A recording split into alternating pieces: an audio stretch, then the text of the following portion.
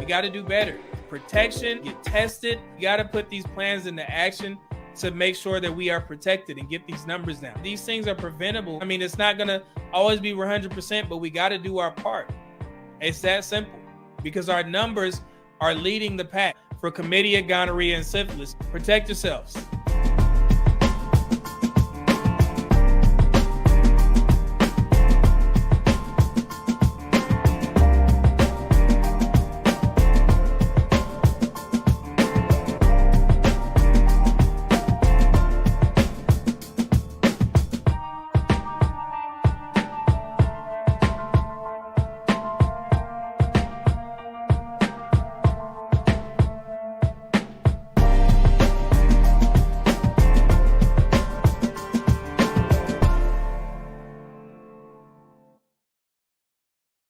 HelloFresh is also an owner of Factor. So Factor is pre-made meal plans. If you don't like to cook your own meals with HelloFresh, you can use the link in my comment section and you can pick your meals from Factor. In the link, you get some free meals as well. So if you guys don't want to take the time to go ahead and cook the meals like I did with HelloFresh, you can go ahead and order your own meals through Factor. The meals are amazing. They have breakfast, they have protein shakes, they have smoothies. So if you guys want to use Factor, go ahead and hit that link in the comment section. It's amazing.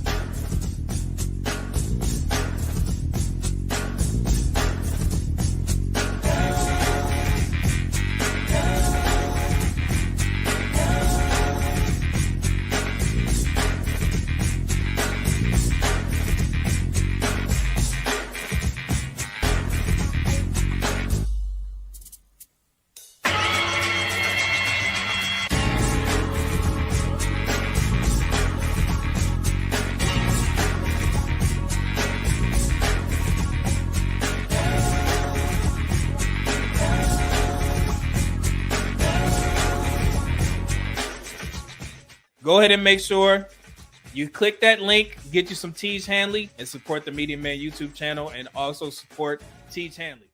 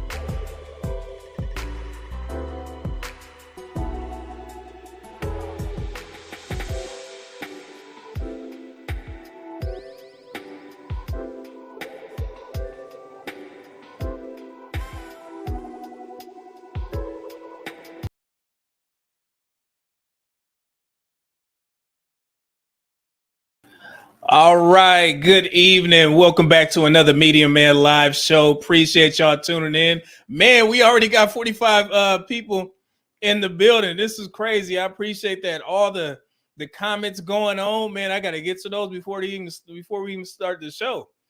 Dang. Wait, hold on. We got some super chats in the building. Wait, I had to get high pitched on that before I even do the introductions. Let me go ahead and acknowledge this. Man, we got Winston Bowen. He cashed up the super chat for $5 before the show even started.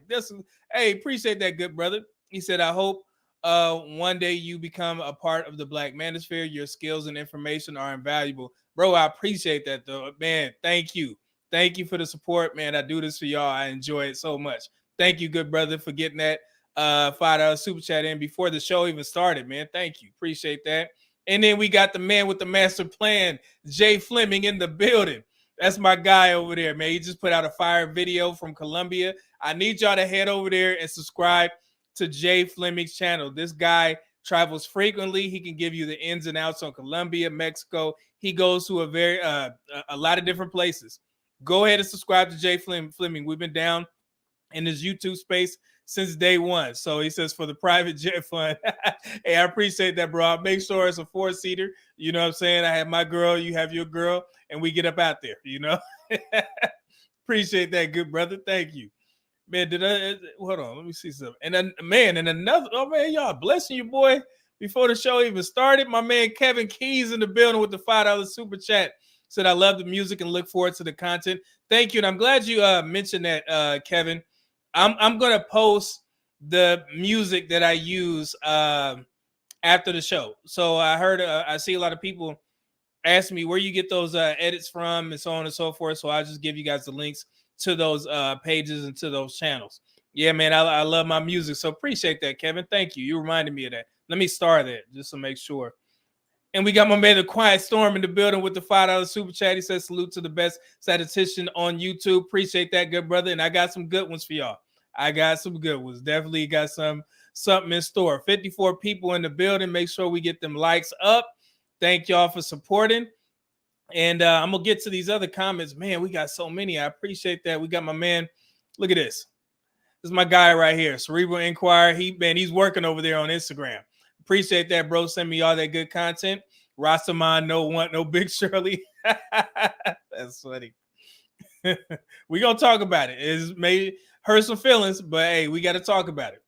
Did I get this one? Quiet Storm says Media Man might need more mods after this stream. Well, good. You know what I'm saying? We gonna talk about it. And let me be clear. This live stream, and my man Danny in the building as always. Appreciate that, good brother. Danny is actually my number one star supporter on Facebook. Danny always sends me stars, which is, pretty much a Snapchat for Facebook. So yeah, Danny always hooks your boy. I appreciate that, good brother. I hope you've seen that post that I did for you on Facebook. If you haven't, go ahead and check that out. I always appreciate your support.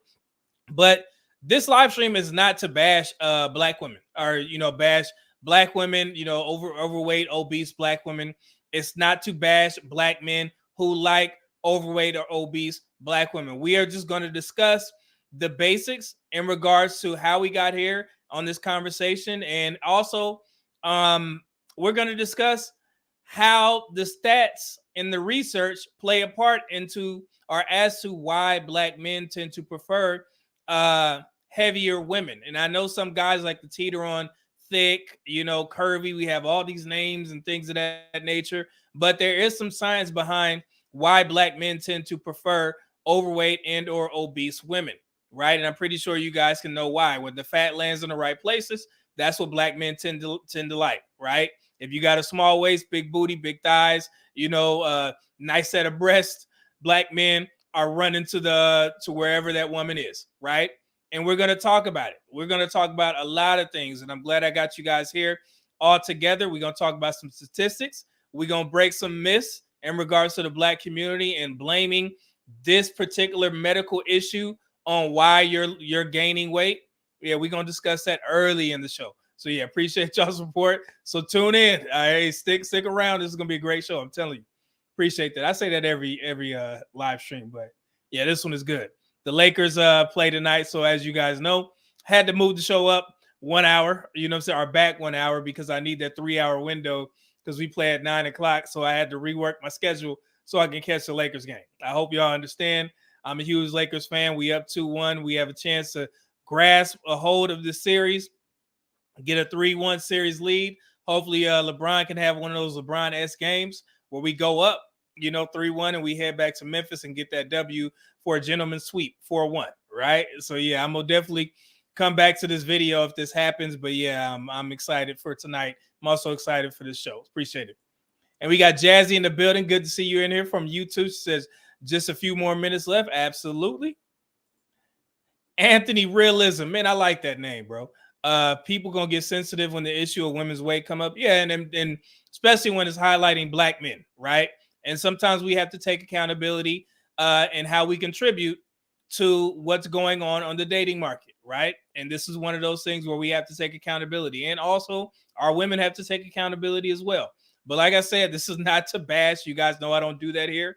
We just gonna have a nice conversation with some good statistics. And I also have some solutions in what I feel is the biggest issue in regards to nutrition in the black community, right? If you guys don't know, I have a master's in public health. I'm a public health professional, and I also have a bachelor of science in nutrition. So this is my wheelhouse. So I'm excited to talk about this. Let's see here. We got Danny says, Media Man, the GOAT, Superman wearing a tie, mad respect. Appreciate that, good brother. Hey, you see this tie right here? Man, I ain't even tell y'all how much this tie costs, but I liked it. It reminded me of I don't know if you guys remember, what was that show? Or it was no, that movie Fight Club. That's one of my favorite movies where he said he wanted a cornflower blue tie and he had a yellow. It was a yellow in there that I saw somebody wearing in that video, and I was like, yeah, it looks pretty cool. So I had to go ahead and pick that up. Let's see here. Oh, man, appreciate that. Quiet Storm, he says, drop kick that like button. Absolutely, if you guys have already done so. Let's see here. Man, we got Michael Moten in the building. He says, pretty sure this video is going to hit a few nerves. Yeah, we're going to get right to it as soon as I get done reading the chats. Danny says, I want fit, feminine, friendly, submissive, young, gorgeous girls in my life who know how to cook a real hot meat and can clean pretty well to serve me in my kingdom. Hey, whatever Danny want, Danny gonna get. You know what I'm saying? So I'm behind Danny 100%, and I'm pretty sure he just send some stars over there. Appreciate that, good brother. Always supporting. I'll get to it, man. I'll definitely acknowledge you once I get back to Facebook. Sun is Hot Rye. I like that name, man. Y'all be having some creative names, man. No Chubby Chaser over here. Big boy. What's good, bro? Said I finally caught a live. Appreciate it. Good to see you in here, man. Let's see here. Jazzy said, I love your fit, Media Man. Oh, I appreciate that. Thank you. I definitely appreciate it. I try and do my best to switch it up every week. I'm definitely not going out there buying new clothes. I just got to make sure everything is like different, hopefully every week. So I give y'all a different look. Appreciate that. Let's see here. Kevin Key said, fantastic. Thanks for sharing. I got some new road music. Yeah, absolutely. I got you, good brother. And we got King Barracuda, aka Cerebral Inquiry. He says, I know you can protect yourself, but I'll bodyguard after this one. I'll be in Texas hopefully the end of June. Hey, appreciate that, man. And thank you for the $5 super chat. That's been my homeboy, been on multiple streams with me. So I thank you for your support, good brother. Let's see here. Let me see if I'm missing. Oh, man. Got Ileana Murray. She said, oh, hey, a topic near and dear with my heart after losing weight. Yeah, absolutely. If you guys don't know, I think, back on one of the other live streams, Ileana shared her journey in regards to losing weight. And I'm glad to see you here. Ileana, she is a busy woman. I follow her on Instagram, and she is definitely doing her thing out there. So it's good to see you over here from Facebook to Instagram, from Facebook to YouTube to Instagram. That's how it went. So yeah, so appreciate your support. Let's see here. Oh man, is it lagging? Let me know. Hopefully it's not. I just got a new Ethernet cable. So hopefully it's good to go. Man, that'd be messed up if it's not. This is gonna be a good one. See, mental agility. Black men have been socialized to not have standards for our women. Yeah, we're gonna talk about it. Sheesh. Okay, let's see. We got Vanessa in the building as always. Facebook showing out. Oh man, sun is hot, Rob. What is that? Euros? Where are you located, bro? So I can get that right. It's 10. I don't say $10 for now, but I know it's a different country. But I appreciate that, bro. The Towards the Spine Rehabilitation Fund, because I know you chubby chasers out there need it. These guys. Black in the Day, man, that's a cold name. Respect, fam. Good to see you over here, good brother. Let's see here. Oh man, we got a 550. What is a CA? Y'all put where you're from so I can get that correct for the super chat. It says if I can't carry a woman on my shoulders in an emergency situation like a fire, it's a no for me. It's funny. Let's see. Jazzy says I don't mind talking about this topic because I do find it very interesting in a good way. Absolutely, and like I said, you're gonna see a little bit of difference over here. It's not bashing. Hey, you this, you that. No, not at all. Charles Chandler says, Medium Man, what do you think about eating pork loins, pepperoni, bacon? We'll talk about it at the end. I got you. Let me start that for you. I got you. Let's see here. Fresh out, man. I just followed y'all's page, man, like maybe 3 days ago. Y'all have some great topics, man. I was like, okay, I can get with this. You know what I'm saying? Talking about music all day. I love it. If you guys haven't checked out their YouTube channel, please go ahead and do that. Fresh Out Hip Hop says with the $5 super chat, all facts, new sub, the Best Men's channel. You're bringing class and respect to these YouTube streets.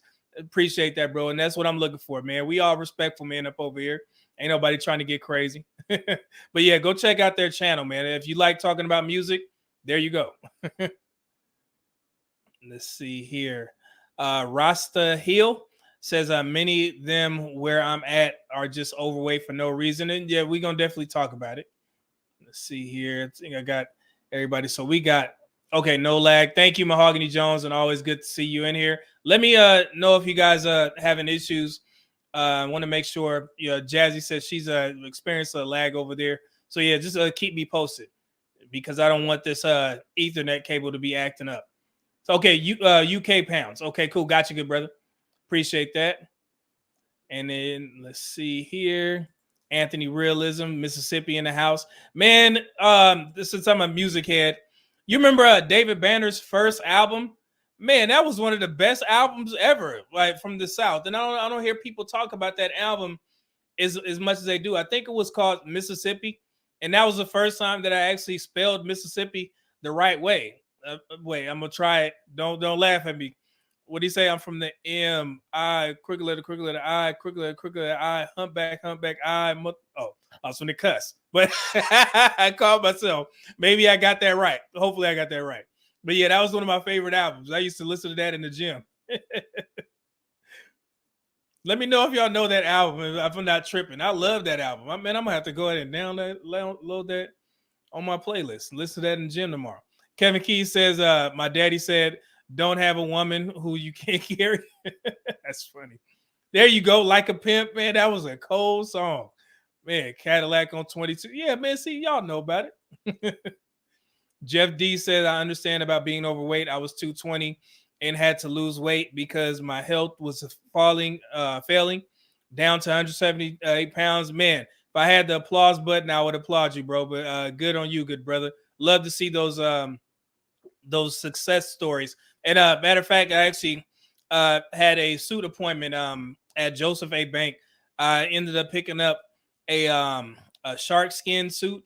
This is my first time picking up a shark skin suit, and got it tailored and everything. Picked it out, got it tailored, but they had to do my measurements again because my waist is shrinking because the summer is coming up. I'm in a cutting phase, so I had to make sure that my measurements were correct. And I also left myself some room to grow so I could wear the suit in the winter, right? So yeah, it's my body changes from season to season, right? And I think I'm on schedule because of the fact that I used to yo-yo diet so much when I was competitive bodybuilding. So I was used to going 3 to 4 months on a strict diet, and then I would take off, and then I would gain the weight back to try and make some gains, and then I would go back on the diet for the next show. So yeah, so I think my body is already accustomed to getting in the mode where I cut during the summer because I don't want to be on somebody's beach looking crazy. So yeah. Let's see here. I'm gonna get one more. Hopefully I get this Joda.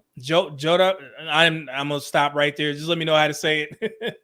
David Banner's 2004 Jam Like a Pimp, both original version, yep, featuring Liver Flip, and the remix version featuring Twista and Busta Rhymes were bangers that year. Absolutely, man. I'm glad y'all know that album. But I think people need to talk about David Banner a little bit more. He had another album that I picked up not recent, but I think it was called maybe Speaker Box or something like that, or something. I forgot the name, but it was like kind of conscious, like it was just changed a little bit. But yeah, I think I remember. I'm going to check that out. Let's see. Did I get that one? I go to the Quiet Storm says I go to the gym early every morning when Theo Cooper's live. I went down from 255 to 205. Man, House of Pain in the house. Man, good on you. Damn, that's 50 pounds. Hey, you killing it, good brother. Cortez Smith says, what food you eat to cut? Oh, I got you. At the end of the show, I'm going to answer all these questions. Let me start that for you. God Box. There you go.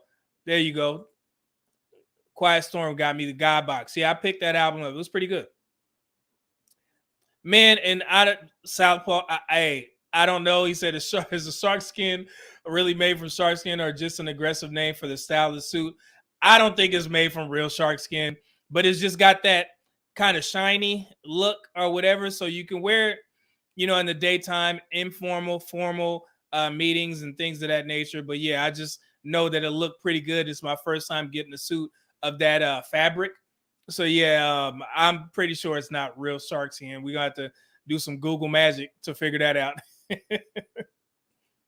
Let's see here. Okay, got that one. God Box, got that. Cool, y'all own it, man. Let's see. Mike says, cutting is my issues. I like French fries too much. Oh man, I like French fries too. I eat them while I'm cutting. Yeah, it's just depending on. And I said I was gonna wait for the nutrition stuff for the end of the show, but yeah, but I eat all starches while I'm dieting. It's just we'll talk about that. I'm gonna have to wait. Because I got something planned for y'all. Gotta wait. I almost missed a super chat from Mental Agility. $5 super chat. People in general will take the path of least resistance. The U.S. makes it easy for us to obtain bad food for cheap. Fitness and healthy eating is hard. Yeah, it is, bro. Thank you for that. And then we got another from Salty Balls. That's funny.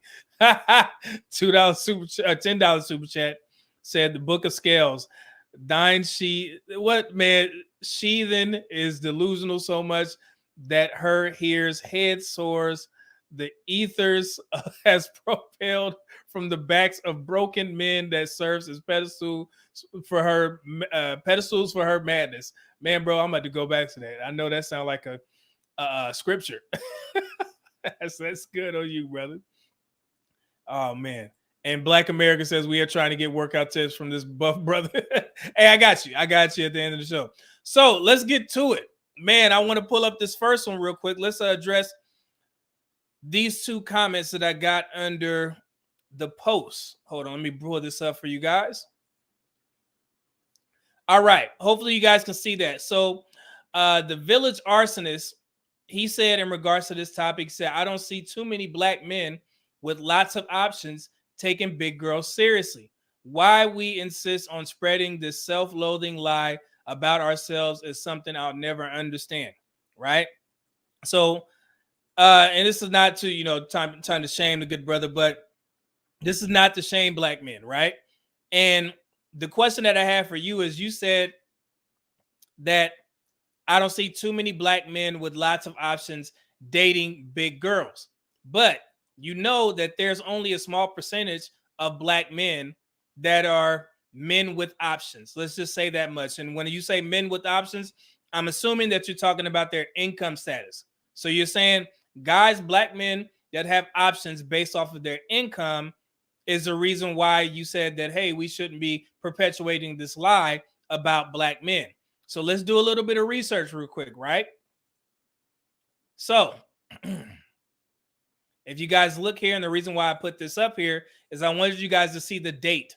The date says March 14th, 2023. So Investopedia, they put out what is middle class income, the latest numbers available. So I wanted to be clear that we're getting this from a reputable source, right? And it's recent.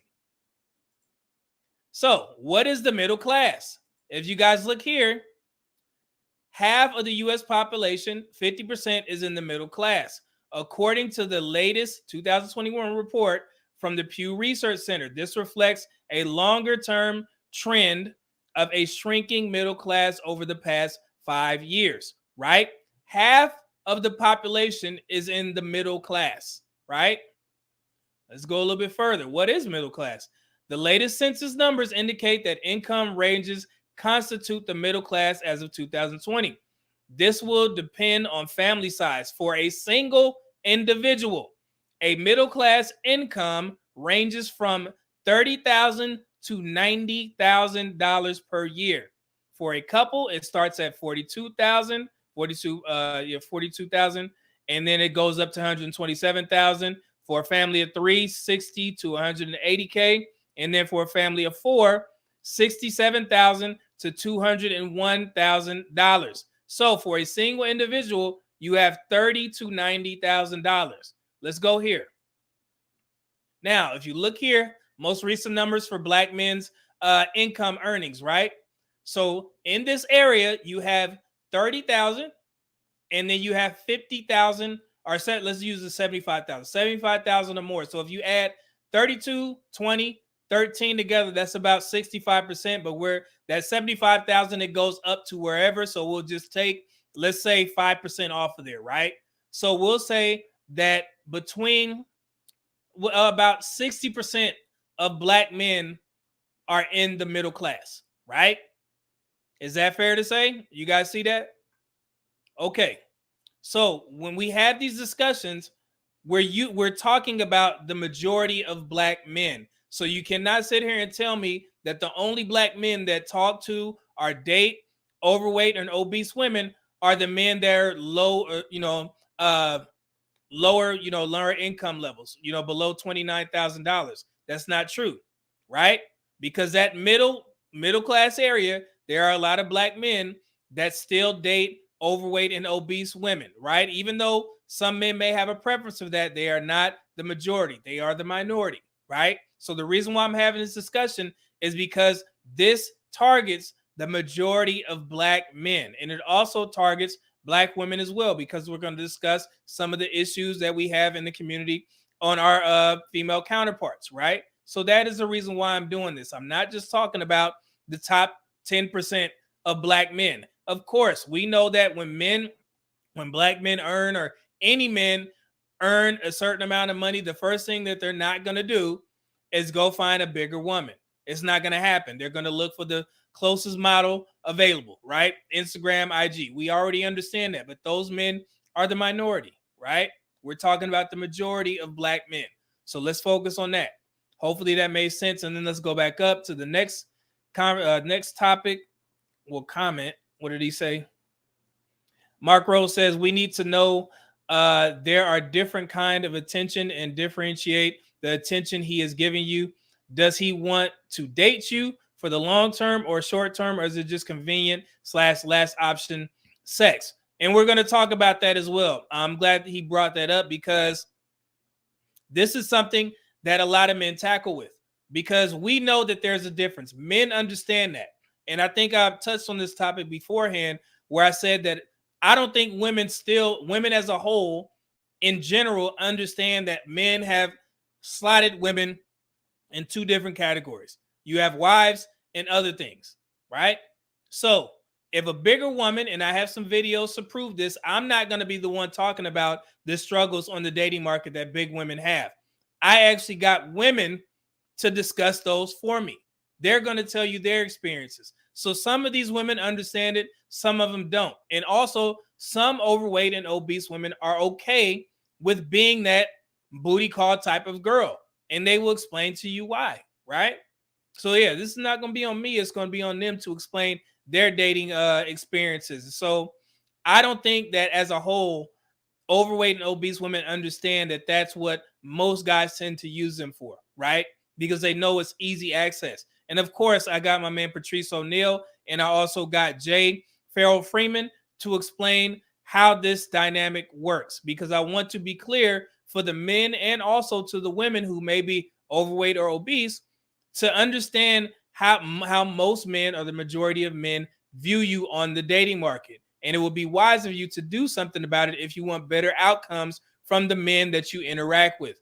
But if they slot you, then you're slotted because of a particular reason. And if you're overweight and obese, that may be one of the reasons. So I'm going to help you understand where that comes from, why men do it. And I'm also going to give you some tips on how to lose weight and what I think the biggest issue in the Black community is when it comes to our nutrition, right? So yeah, so that's the reason why I wanted to highlight those two things. Let's see here. Hopefully that helps and answers the question. I want to go back. Let's go here. So moving on. I don't know if you guys been over to my Instagram page, but if you look at this, let me try and pull this up. I want to show y'all what video this is. So this was the short that I put out where Oprah actually admitted that Black men are the best fathers, were the most involved fathers, right? And people were shocked to hear Oprah say that about Black men because for years, Oprah has been kicking our backs in, right? But she actually had a seminar where she had 100 Black fathers and she discussed this. She looked at the statistics and she put this out there saying that, hey, Black men are the most involved fathers. And I posted this on my Instagram page. This is my most viral video short that I've ever had. Bro, I don't even have 1,000 subscribers on Instagram or followers on Instagram. I think I have like 750. But that one short alone has almost 140,000 views, right? That's how crazy people are going over that short and understanding that Oprah is actually saying that this is what it is, because for years Oprah has been somewhat against Black men, right? But the funny thing is that I've seen is the demographics of the people that disagree or say it's untrue and say that the CDC is always lying. It's mainly Black women and white people, right? They're like, man, this is BS, right? And I'm like, this is crazy. People don't want to believe the truth about Black men, so much so that they will literally post paragraphs saying that this can't be true because of this, because of that. It's insane. And after reading some of the comments and blocking as many people as I can, mainly racist, and, you know, I'm sorry to say it, but the Black women that hate Black men, after I got done blocking them, I just kind of gave up because I was like, man, this is too much. I didn't know that people disliked Black men so much that they would fight against the statistics. But it's so easy for people to believe that Black men are deadbeat fathers. And that's what bothers me. And I'm like, man, so y'all, it was easy for you without statistics, just seeing certain things on TV saying that Black men were the worst fathers and were deadbeats. Y'all believe that so easily. But when I have statistics and I get Oprah to say what she said, people are still unwilling to believe that Black men are good. So in that, right, I just want to say this to the Black men who've seen this post and see me talk about these things. Just accept it as the truth because it is, and don't worry about what people say, because we're not going to be able to change their minds. It's already conditioned in a lot of people's heads that Black men are deadbeat fathers, Black men are no good, Black men are in jail, in prison, you know, all this type of stuff. It's already conditioned in. So it's no reason for you to go back and forth with these people because they're not going to believe you one way or the other, right? Just know that if you want to look up the statistics, I already put the link under my old video where I broke down the numbers of how many Black fathers there are. I have the new information from Child Trends. Hold on, let me pull that up. This was from, let's see here, March 2021, March 4, 2021. Child Trends did the breakdown of the family, economic, and geographic characteristics of Black families with children. And it reads, let me read this to you guys real quick. I'm going to start here. Among Black women ages 15 to 50, approximately 60% were married or living with an unmarried partner at the time of their first birth. And roughly 40% were neither married nor living with an unmarried partner. So that's a good thing, right? So even though our marriage numbers are somewhat low, when black women tend to have children, it's about a 60% clip, right? They're either married or they're with the person that they're having a kid with. Granted, there is a 40%, but the majority, they're married and they're living with the guy that they had a child with. So that's a good thing. So the distinction between single and unmarried but living with a partner or co-parent is important because it indicates that despite declines in formal marriage rates, close to 60% of black fathers, that's about 2.5 to 4.2 million, live with their children. A fact often in contrast with public perceptions of black men with children. Within these households, black couples generally subscribe to an egalitarian and flexible gender roles, while American fathers of all races and ethnicities are generally more involved with the care of their young children than in the past decades.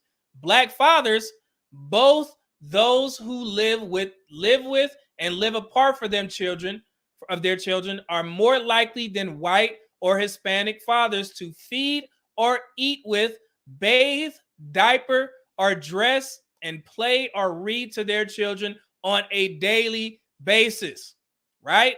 So there's multiple studies saying that black men are the most involved fathers. And to see 140,000, almost 140,000 people disagree with the statistics, that shows you how far the conditioning of the bad black men goes, right? So yes, black men, the information is out there. You guys know what it is. This is the truth. Black men are involved. That deadbeat dad stereotype is a myth. I don't care what anybody says. Read the statistics, look at it on your own, and then you come back to me and I want you to apologize, right? Come back to this stream or wherever you see me or my page, YouTube, Facebook, Instagram. Say you were wrong and apologize. If you don't, blocked, banned, quick, easy, right? Hopefully that addresses everything that we had to say. Numbers don't lie, and we can move on, right? Black fathers are doing what they're supposed to do, and that's not to mention, like I said, there's literally only 46% of black men that actually have children, right? 54% don't have kids. And if you understand how numbers work, 33% of black men are married. 15% of that 33%, they're married to non-black women. So there's 18% of black men living or are married to black women, right? You understand how that works? So 18% of black men are not all responsible for the 61% of black women who have children. So black women have a large contingent of non-black men's children, right? So when you see any issues with black women, children at a wedlock, things of that nature, don't just automatically be like, yeah, that's the black man's fault because y'all leaving y'all kids. No, black women are having children by all races of men, and all races of men are leaving those women as single mothers. So stop blaming black men. For one, only 46% of us have kids, and then only 18% of us are married to black women. And there is 61% of black women who have children, and they belong to all races of men. So if you have any issues about the children at a wedlock rates in regards to black men and black women, no, you look at all races of men because they are responsible for those children at a wedlock with black women as well, right? So we can stop this narrative that black men are deadbeats because it don't make any sense. We're not. We're good fathers. Let's end it there. Hopefully that helps. Let me get to some of these comments real quick. So I thought I seen some cash apps. Seen one. Yeah, there we go. Gene Herb, my man, with the 199 super chat. Black fathers are winning. Absolutely, man. I don't know how many times I got to discuss this, and put this stuff out. But like I said, people just want to believe that black men are bad. It's crazy. So we got a lot of chat, so I got to pick and choose so we can keep the show moving. Creative Solutions, good to see you here, good brother. Says, I have no desire to be romantically involved with the man. Oh, it's a woman. Sorry about that. Honestly, waste of time and too much energy with little to no reward. Oh, okay. Lady. C. Note Jones, although black men in general do not prefer overweight, obese women, black men are the most accepting of overweight, obese women. Yes, and I discussed that before. You are absolutely right. We are far more forgiving than white men. So that's why it's always crazy for me to hear black women say, well, I'll just go ahead and divest, right? Knowing that 80% of our women are overweight and 55% are obese, and you're saying that you're going to go date white men in this condition, they are far more strict. And it's not only white men. I'm gonna show you something here in a second. We're gonna get to it. Let's see. Grown folk talk. Good to see you in here, Theo. I think that's Theo's real sister in real life. Shout out to the black men and fathers. Absolutely appreciate that. Let's see here. The black intellectual black men are winning. City boys up. All that stuff, right? I like that. Get straight to the point. See, Charles Chandler, where can I find the statistics on the low marriage rates for black Americans? Go to blackdemographics.com. It's just pretty simple. 33% of black men are married. 27% of black women are married. There are about over 550,000 more black men married than black women. You'll see that on blackdemographics.com. And Mahogany Jones said, numbers don't lie, people do. Absolutely. So yeah, just go ahead and redo the research. I already did it for you, but you can check out the links once I post this video. Don Ducci, I like that name. We just can't be winners in this world. Yeah, man. It's everybody against us. Sweet Jesus. See, Renee Stevens says black men don't have to be married to have children. And we see that y'all leave y'all children from other. Oh my goodness. Who is this? What is this foolery on my page? let me make sure I get rid of this young lady. Block user. We don't do that here. Hey, I don't do timeout, guys. So if you come in disrespectful, you go immediately. Because yeah, anybody who's a subscriber to me probably wouldn't say no foolery, especially on this platform. So yeah, just be mindful. And I've said this multiple times. I don't do warnings. I don't do, hey, you need to stop talking like that. No, don't do that. If you say something disrespectful, you got to go. Like I said, my page is for information. It's supposed to be informative. I'm not truly worried about the subscriber count. If that's what it takes for me to, get to 100,000 subscribers, I got to take, disgruntled, bitter people on my platform. Absolutely not. You're going to go. Like I said, and King Barracuda or King Cerebral Inquirer always laughs at me. I got the quickest draw in the land. If you say something crazy from jump, you go. I don't care. I don't know you. Get out of here. Go find somebody else to watch. Florida man, what's good? He says, salute to you, meaty man. Keep dropping statistics that can't be deconstructed. Absolutely, good brother. Thank you. Okay, I got to get through this real quick. Let me know if it's anybody in here acting crazy. Like I said, I do not do timeouts. I don't do warnings. You going. Sorry. Darren Hilton, what's good, brother? He says, you want the right folks, not all the folks. Yeah, like I said, I do not care. So Boggy Jones says, ladies are always welcome. Grown woman conduct is the only behavior accepted. Absolutely. I'm like, man, y'all, sometimes you get on these platforms and you think there's some preconceived notion from the host. No. Why? There's no need for me to be sitting there going crazy on people. Why? I don't know, y'all. Oh man, that's funny. People just come in here wilding. That's crazy. All right, let's move on. All right, so we're gonna get here. We're gonna get a little bit serious here. I wanted to point this out, right? And I want to tell you guys why. The way that I run my page and the way that I either react to somebody's content and the people that I, support in these spaces, those are the only people that I tend to react to if I see something that I want to react to in regards to their content, right? So if I do a review on somebody that's doing something crazy, or I'm like, man, I'm shocked that you did this, then it's only fair that if I have a disagreement and I don't agree with what you're doing on your platform or the message that you're spewing about black men, just out of respect, I won't share your content on my platform. I won't monetize from it. I won't use it in reactions or anything like that because I feel that's unfair If I don't agree with your message or something that you said and I blocked you from my platform, just understand that I will never use your content again. That's just how I roll, because I know there are some content creators who have differences or beef with another content creator, which I don't do the beef or whatever, and they still use their videos to react to. I don't do that. And that's just out of respect, right? If I don't like what you're talking about, then I'm not going to respond or react to anything that you're putting out, just so I won't monetize off of it, so on and so forth. So I just move it out of the way and let you do your thing. God bless. It is what it is. And the reason why I say that is because one of the young women that I used to follow and I used to support, she kind of backtracked in regards to black men and how our community was conditioned to hate us, right? And I'm gonna show y'all a couple of videos, and you be the judge for yourself. If I'm tripping, y'all can let me know.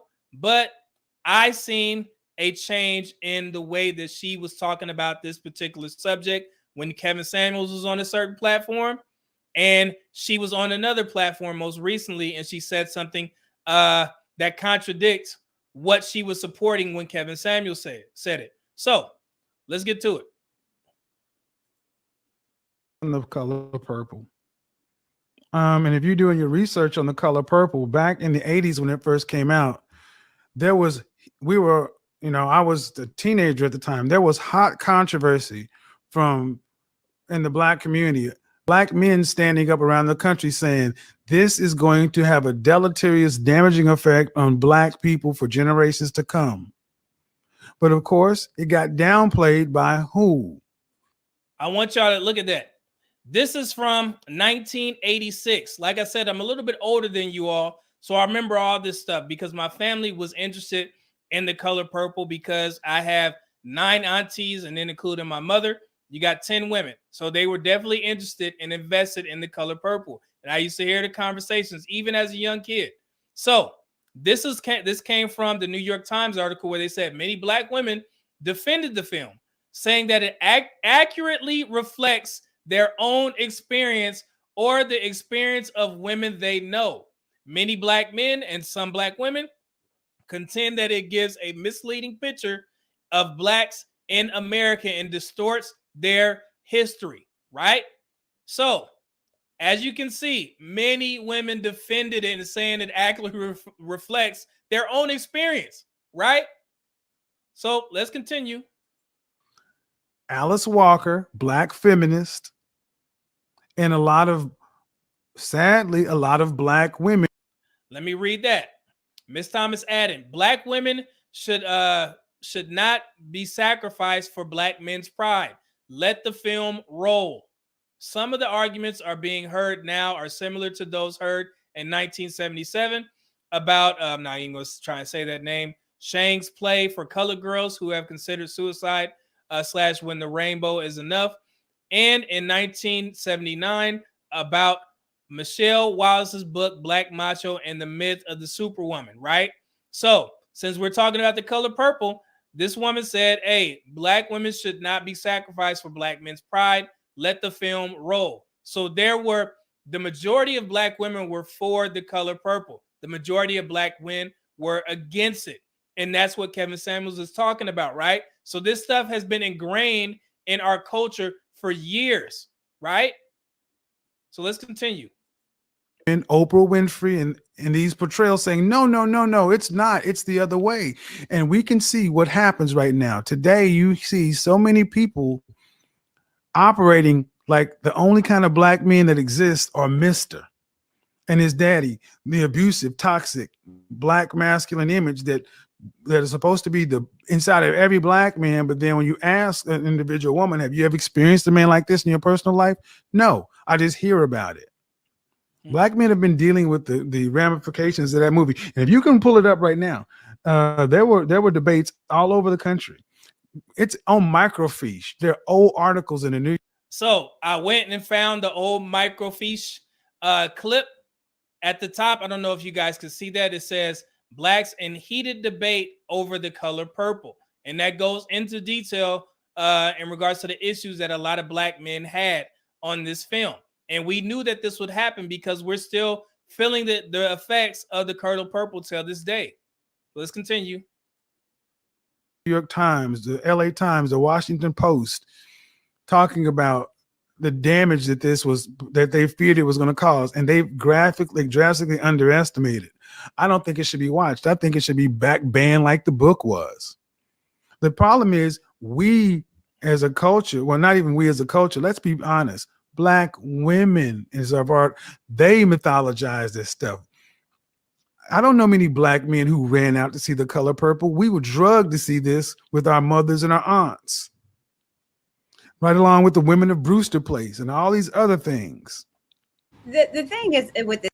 All right. So this is Courtney Michelle. And like I said, I was a supporter of Courtney Michelle, but she kind of changed up a little bit. And that kind of shocked me. You know, I expected a little bit different from her because, like I said, I used to follow Courtney Michelle.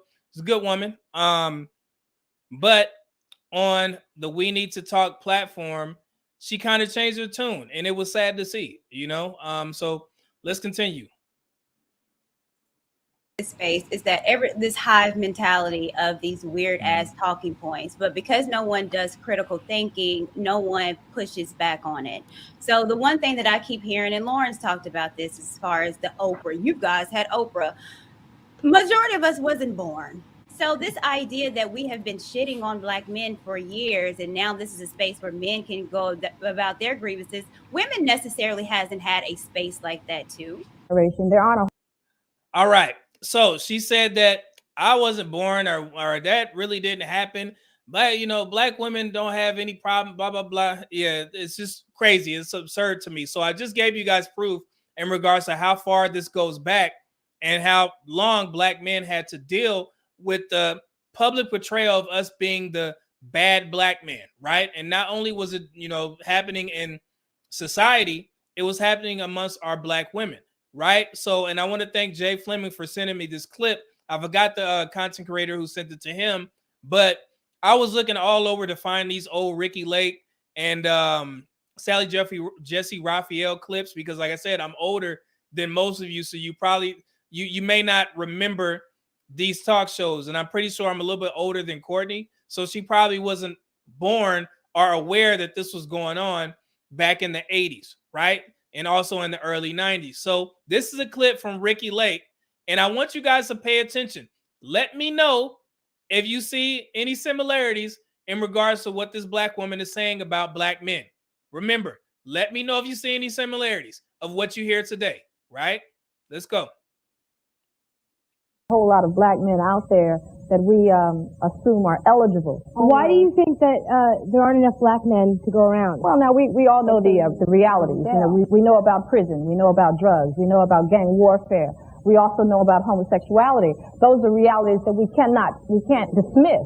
So of the black men that are still walking the streets that the sisters have a chance to deal with, you know, if a white woman is batting her eye instead of dealing with someone in her own race, then we have a problem. Mm-hmm. What are we supposed to do? All right. So did you hear what she said? Did you hear the similarities in regards to the conversations that we have in present day? That's what you call conditioning, social conditioning. You don't have to be born as a Black woman or remember what happened back in the day because you're already conditioned to believe that Black men are bad because this has been going on for decades, right? And like I said, I'm 43 years old. Somebody said that Courtney is 39. So yeah, so I'm a little bit older than her, so I remember it a little more vividly. For one, like I said, I'm a Black man. So of course I'm going to remember this hurtful narrative and the things that I used to hear some of my relatives talk about Black men, right? And those stereotypes followed us for years to the point that they are still relevant and present till this day. So for her to just sit there and say it's a weird talking point that Black women haven't been shaming Black men in the public eye, that's absolutely absurd. And I can't rock with that, right? So I'm going to end you all with this clip. 1 second. Before I got into The Color Purple, his aim is if you rise, he falls. So in order to impair your rise, I must put things before you that will increase the possibility of your never coming to power. And if I continue to lambaste the black man, if I destroy the man in your eyes and in his own eyes, he will never be able to rise. And if he does not rise, I will not fall. If you guys don't know who that is, that was the Honorable Minister Louis Farrakhan. He was talking about and giving a seminar on the issues that he had with the color purple. And he was basically saying that black women have been led to believe that, hey, we cannot rise unless the black man falls. So that's why this conditioning and dispelling these hurtful stereotypes and narratives about black men is so important to me, because I know that they've been going on for years. And for Courtney Michelle to just, not acknowledge that, it was completely absurd to me, even when she agreed with it when Kevin Samuels was here. But then all of a sudden something changed. And I don't know why. It's not my job to go, dig deep as to see why she feels this way now and she didn't when Kevin was here. But like I said, out of respect for her and her content, I just want to remove myself from not responding to anybody that I have any disagreements with, and they speak badly about the black male ethnic image. So I won't be reacting to her content just because I don't want to monetize off her stuff. I do want to say this: God bless her, and I hope that she has prosperity in these spaces. I'm sure she will. But I just wanted to say, I just didn't understand why that happened. I don't rock with it. So I made some changes in regards to my channel and who I was going to subscribe to and who I wasn't going to subscribe to, right? And I've been watching. I've been noticing a couple things, some people saying some different narratives, and I just don't rock with it. So like I said, it's my job to be respectful of your content and not react to anything that you do, because I don't want to, profit off of that, right? So yeah, so again, God bless Courtney. Hopefully she gets what she wants out of this space and we can move forward. But I just wanted to bring that to you guys' attention. Hopefully that was informative for you guys to understand where this conditioning started, right? And it started way before that, but that was just when I was young or old enough to realize what was going on and how black men were portrayed in society. And it's followed us till this day. So like I said, hopefully you guys learned something from that. And yeah, we can move forward. Just unfortunate, right? So yeah, so let me get to some of these comments real quick. Oh man, we got some of the super chats. Got to get to those first. We got Base Clark says, keep doing what you're doing with the $10 super chat. Appreciate that, good brother. Thank you. Golden Child, that's one of my favorite movies when I was a kid. With the $4.99 super chat. But even the black men who don't fit those stereotypes and walk the path of the straight and narrow, they still don't want those men. So what's the point? Can't win for losing, bro. Sorry. Let's see here. I'm trying to go up. I think I want to make sure I acknowledge Sick With It. I think I saw him in the, yeah, okay, cool. Sick With It. What's good, bro? Had to get you in there. I got to pick and choose. So guys, if you want your comments read, as you can see, we got 284 people in the chat. So all these comments I'm not going to be able to get to, but if you want your scene, go ahead and send your boy a super chat. I appreciate the support. Thank you. Major said, do you think the age of consent will ever be 25? I don't know what that means, bro. Explain a little further. Let's see here. Oh, no, he didn't. I don't know why people have a problem with 18. Oh, okay. LaShawn Jefferson says she didn't change. She's showing who she really is. Yeah, and I wasn't aware of the video that Pink Book Lessons actually did about Courtney. I didn't know that she did a video about, what happened on the Lil Peep show. But yeah, it was none of my concern. I mean, she feels how she wants to feel, but like I said, God bless her and her kids, or her kid, and we'll move forward. Cam from TMR Radio. Oh wow, because we weren't going to talk about daytime television as a whole. Yeah, it's crazy. Sheesh.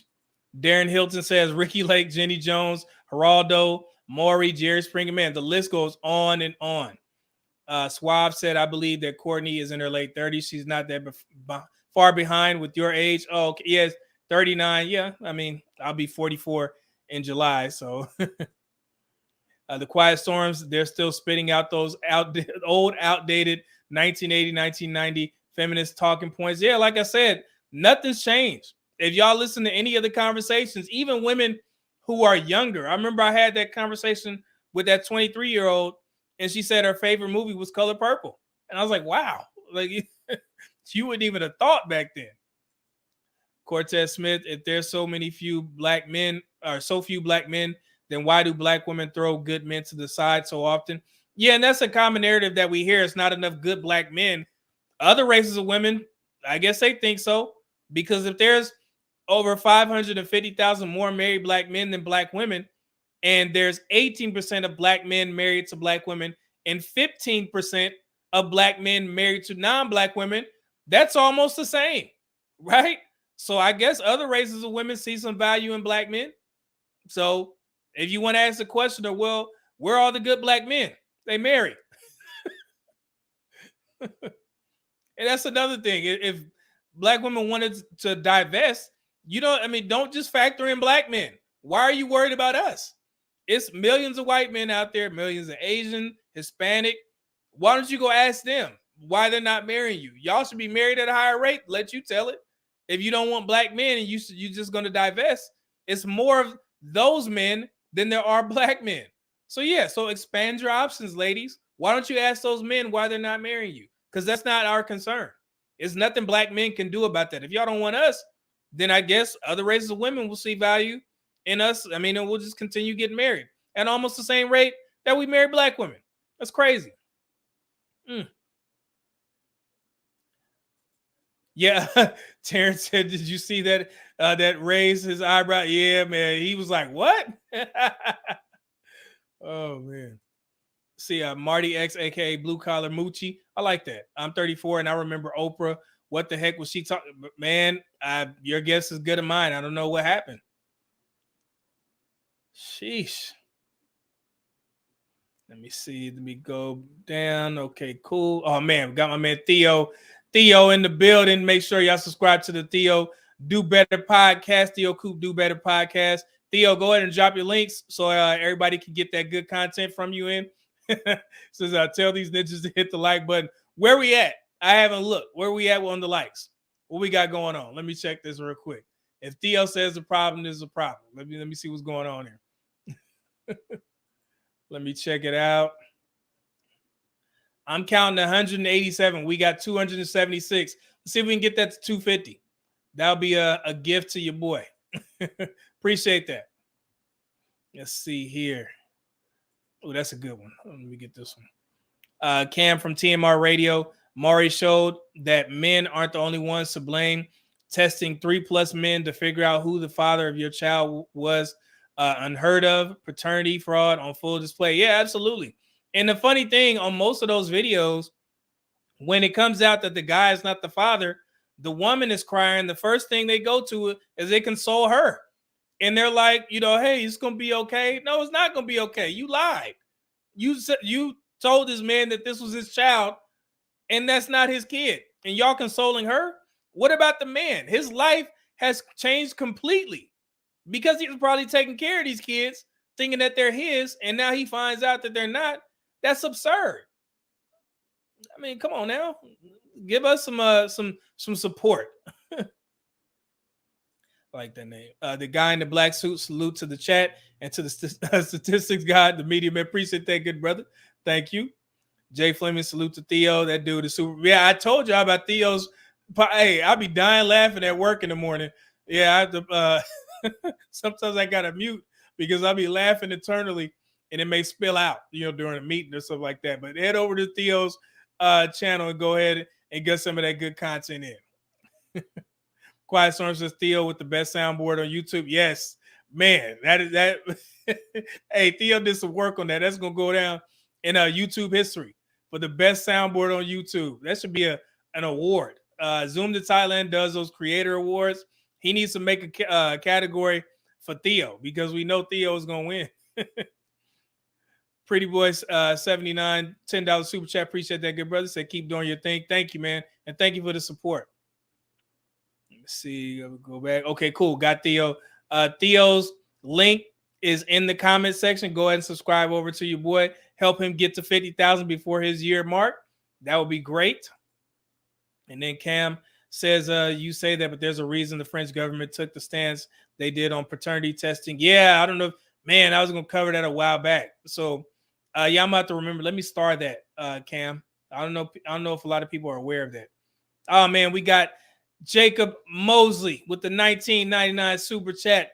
That is the show sponsor. Appreciate that, good brother. He said new supporter here. Army vet as well. Gratitude for your work in this space. Appreciate it, bro. Man, got another vet in here. Man, I love seeing my military folks in here. This is great. Thank you for that, bro. All right. So let's I know we've been going through a lot of topics, man, but we got to get to it. So, and let me address this one thing before we move forward.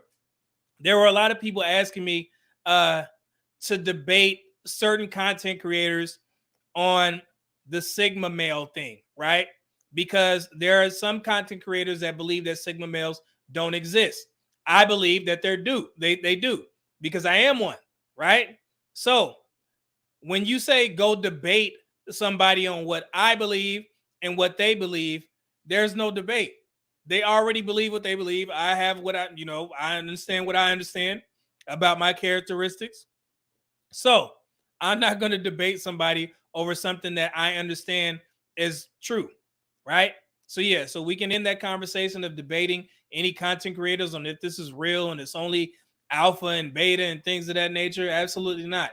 There's, I believe, 5 particular categories that have these male characteristics and male traits, and you get to pretty much pick out where you fit in. And I landed on Sigma male. That is most like what I am and my characteristics. So I believe it to be true. If other content creators don't believe it, so be it. That's why we have this space. You can listen to me or you can listen to them. You can get your content from anywhere. So I'm not going to go and debate somebody who believes otherwise. It just makes no sense. If you rock with them, cool. If you rock with my content, cool as well. We can move on. This space is vast, right? Everybody can have a platform, even you. Yeah, so I'm not debating anybody on if the Sigma male is real or not. This makes no sense. Yeah, but let me get to these 2 super chats before we move on. Hey, man, y'all are blessing your boy. Appreciate that, man. Mr. Garrett with the $4.99 super chat says, Oprah shifting her narrative speaks to power men's advocacy spaces are having on the media. Yeah, and I took a little bit of credit for that. I was like, hell yeah. I like to see that because I've been talking about this for a while. Mental Agility with the $5 super chat, man. You really blessing your boy, bro. I hope content like this and others would help the generations after us because the generation of ladies and non-productive men 27 and up are cooked. Yes, it's getting bad out here. So we got to get this get this content out there. Appreciate that, bro. Sean Legron's with the what is it, a $4.99 super chat? No comments, no questions. It's pure love for the game. I'm gonna steal that from the lead attorney. Man, I love lead attorney's channel. Appreciate that, good brother. Theo says, I do Quiet Storm. I'm working. Oh, okay. Let's see here. Winton Bowen says, shout out to fellow Sigma. Appreciate that, bro, with the $2 super chat. Thank you, good brother. Appreciate that. All right, and let's move on. So let's get to this first topic, obesity. So we're going to start off real hot. We're going to lay some ground rules. We're going to set the table. That's crazy. Set the table. And we're going to talk about obesity, right? And we're going to dispel some rumors. And we're going to talk about some of the biggest issues, our biggest excuses that the Black community has when we talk about this topic. So let's start here. Y'all ready? Here we go. 2 times a year. I'm going to tell you why. It's because I'm obese. Can you guys see that? Why is that? Oh, okay. The stream is messing up. Hospital. Here we 2 times a year. I'm going to tell you why. It's because I'm obese. If you look here, my BMI is 34. However, you look at my height. This is my height, 68.75 inches. That is 5'8" 3/4. I just missed 5'9". I am not 5'9". So blood pressure, everything was good right here. But I just wanted to let you guys know that I am definitely obese. And basically what they wrote is that this was when I was 41. This is from one of the notes. It said, presenting annual wellness exam, has a few friends with cardiovascular disease and wants to know if he should have any screenings. He is symptom-free, healthy and lean on exam, and has normal cardiopulmonary examination. He does have elevated lipids, but his ASCVD, cardiovascular risk, is otherwise low. He does not smoke and has a healthy blood pressure off medications. While his weight is elevated, he has a significant amount of lean muscle bulk and a rather slim waist. We can recheck his lipids after the education was provided last. Basically, what that means is they're saying that I am obese, but it's because of the fact that I carry a lot of muscle mass. I do get in the hydro tank every 4 months because I have to monitor my weight. Yes, even with more muscle mass, you have to make sure that you stay within your weight guidelines because that can do a number on your cardiovascular system. This is all right. So let's start there. I wanted to just be clear for this topic of discussion. I am considered obese. However, I just got in the hydro tank. What was that? A week, 2 weeks ago? My body fat is at 10%, right? So that means I have I have 10% body fat, 90% muscle mass. So I'm healthy. However, when the BMI reads this stuff, it always comes back as obese because we're going to talk about BMI in a second. But first, I want to talk about some obesity rates in the Black community. And I'm going to dispel some rumors in regards to what I see in these social media spaces when the whole topic of weight comes up. And I want you guys to remember this. And I want you guys to use it when you hear this being used against Black men. So let's continue. Is the obesity percent by race and sex. The percentage of adults over age 20 that are obese is 41.9%, and that's between 2017 and March 2020. And also the percentage of adults age 20 and over with overweight, including obesity, is 73.6%. And that's from 2017 to 2018. And these numbers are all coming from the CDC. The actual figure that you're actually looking at is the percentage by race. So I want to rattle off some numbers real quick as well. The obesity percentage by race and sex from highest to lowest. Number one on the list is Black women at 55%. 55% of Black women are obese, right? Number two, Hispanic women coming in at 51%. Number three, Hispanic men coming in at 43%. Number four, white men, 38%. Number five, white women, 38%, so they match up. Number six, guess who's at number six for the least obese? Black men. Black men are obese at a 37% clip. Number seven, Asian women at 15%. Number eight, rounding it out, is Asian men at 10%. Black men will say a lot of our women are obese, and then Black women will retort and say, yeah, but Black men are just as fat. That is false. Black women are number one. Black men are sixth. All right. So I just wanted to put that out there to provide some context when we talk about the obesity rates. And I know it's tough for some of our Black women to hear, but this is the actual truth. And those numbers are from 2016. Let me show you the numbers from 2019, right? Let's get to that. I want to show y'all how these things happen in our community and how the numbers tend to increase. All right, so this is ranked from least to most overweight or obese. This is overweight and obese put together. So you have non-Hispanic white women at 67.4, non-Hispanic Black men 70.9, Non-Hispanic white men, 76. And non-Hispanic black women at 79.6. That's 80%, right? Let me open this up so you guys can see the figure. I want to make that clear so we can dispel this rumor that black men are just as obese as are black women. It's not true. So here are the figures, right? I just put them, put it from least to most. Let's go here. Now, this is ranked from least to most obese. So just simply obese, right? Non-Hispanic white women, 39. Non-Hispanic black men, once again, 39.3. Non-Hispanic white men, 41.3. And non-Hispanic black women rounded it out at 56.2. So it was 55%. Now it's at 56.2, right? I just wanted to make sure that we're clear on these statistics. Now, this is simply the risk factors and the reason why I'm talking about this. So diabetes, heart disease, stroke, these are things that come with being obese, right?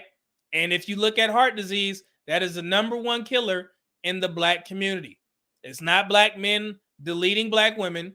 It's heart disease, right? So we got that cleared up. We can move on. So hopefully those numbers make sense. I just wanted to be clear so we can set the table and we can move forward with this live stream, right? Yeah, and look at that. Jada God says people are upset with numbers when they can change them with discipline. Yeah, absolutely. We're going to talk about it. That's a great comment, bro. Let me see here. I'm going to get a couple comments before we move on. Quiet Storm says, so much for Renee Stevens' assessment that black men are the most obese. Price is right. Failure. Sound drop. Yeah, I don't know who said that. Yeah, no, black men are some of the most active. I did a full live stream on the socioeconomic performance where black men tend to use local parks. They walk more and they're in the same conditions as black women, right? But black women are falling behind. A whole stream on that. I think I clipped a couple things up so we can reference that. But yeah, black men are we active out here. All right, so let's move on to BMI. So I know we always talk about this and people try to dismiss the BMI and say that, oh, well, it's not geared for black people, right? So in summary, BMI cannot distinguish body composition. That means it can't distinguish muscle mass, right? So let me pull this up for you guys real quick. So there you go. So, and it often wrongly classifies people with higher muscle mass as overweight. I just talked about that on my last physical. I'm going to be considered obese because I have a higher muscle mass, right? So that's why BMI, it needs to be, you use that as a buffer or something that can give you an idea that you're obese, and then you move forward with other tests, which we're going to discuss here. So it's unclear if ethnic differences in body composition have clinical significance, but structural racism contributes to higher BMI. I'm not sure how true that is. I'm not even going to touch that, but there is no clinical significance that there's a difference in the way that BMI calculates black people and other races of people, right? So let's move on. 1 second. So I'm pretty sure you guys can see that. Let me pull this up for make this a little bit bigger. So factors that the BMI fails to consider. BMI is an index related to weight and height. Despite being an estimate of body fat, it does not take body composition into account. Like I said, fat versus lean mass. You get that test on your own by going to the hydro tank. For instance, athletes are people with higher muscle mass percentages are often wrongly classified as overweight because of BMI readings, although their body fat percent may be within normal ranges. Like I said, that's me. That's why I put that up there. Generally, non-Hispanic black men and women have lower body fat percentages and higher muscle mass compared with non-Hispanic white people and Mexican Americans. So basically what they're saying is we are predisposed to having more muscle mass. So using the BMI as an excuse as to why you can't lose weight or the reason why you carry a little bit more weight because the BMI doesn't calculate us right, It's false, because we actually we are, predisposed to having more muscle mass than other races. So that's a good thing, right? Let's continue. All right, now I hope this answers all the questions. So is BMI applied differently to Black women and people of color? Here we go. The BMI is applied in the same way for white, Hispanic, and Black people. However, it's been adjusted for Asian populations because it underestimates obesity in this group. So let me talk to that real quick. So the reason why the BMI underestimates Asians is because Asians are, well, they tend to be in shape. If you looked at that figure, 10 and 15% were obese for both men and women. So Asians have a great diet. They are more active, and they are predisposed to not carrying so much weight. So they always get misclassified, or they're in their own world. So they had to reconstruct the BMI to make it fit for Asian people, which, because they tend to be in shape. It's not reconstructed for Black women because Black women are supposed to carry more weight. Absolutely not. So let's continue. So people of Asian descent have a normal weight obesity body type. This means that their BMI typically falls within the normal range, but they have a higher body fat percent at any given BMI. So we all know, the stereotypes and things of that nature about Asians being smaller. Well, the BMI, they state that Asians don't tend to carry that much muscle mass, even though there are some Asian bodybuilders. I know they it's an Asian bodybuilder that I follow, Jason Hua. I remember him. Hidetaki Yashima, I think that was his name. He used to compete. He's from Japan. So there are some Asians that are in shape and bodybuilders and things of that nature. However, they tend to have lower weight, but they have a higher body fat, right? And that's from maybe not being as muscular as Black people, right? It just is what it is. So let's continue. So people of Asian descent have normal weight obesity type, body type. This means that their BMI typically falls within the normal range, but they have a higher body fat percentage than any given BMI. Therefore, the BMI scale has been lowered to account for their body type and to correctly identify those at an increased risk of developing type 2 diabetes, which is prevalent among Asian populations. And the reason for that is because they tend to carry a little bit more body fat, right? But they tend to stay within the normal weight range. So there's nothing on there saying that we have to do something different for Black women. But let's continue. I'll show you something. Just so you don't think I'm just giving you the problem, here's the solutions for our Black women. Alternative health metrics for Black women. Accurate measures of excess body fat or obesity are important for screening tests, such as type 2 diabetes. These are the three types of tests that you can use if you don't trust the BMI. Go get a waist circumference test, right? They'll just put the tape around you and see how, big you are around, right? Very simple. So waist circumference, let me go back so you guys can see that. Measures the abdominal, let's see here, the excess fat around organs, and is an independent predictor of heart disease and type 2 diabetes risk.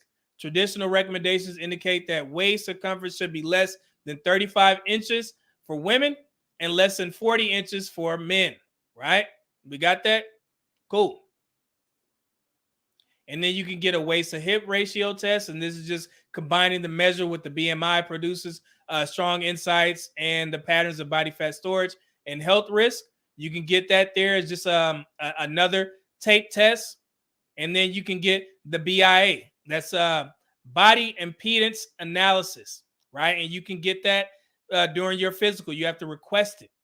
So they're not just going to give you these tests. You have to request them. So this is just basically information for any Black women who feel that the BMI doesn't serve them right.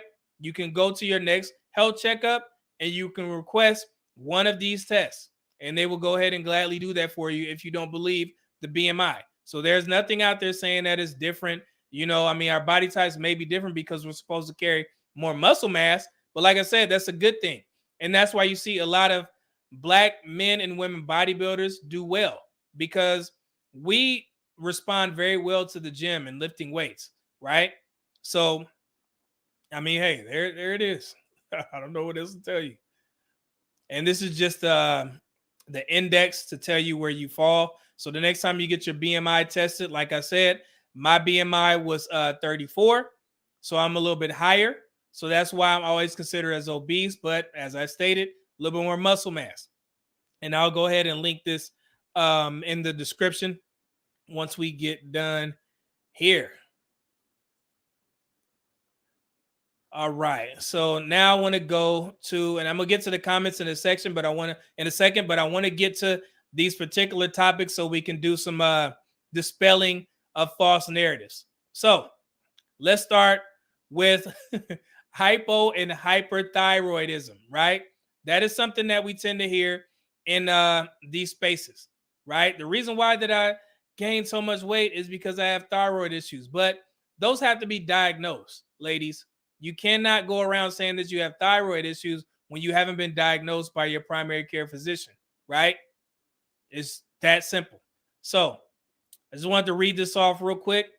Let's go back up.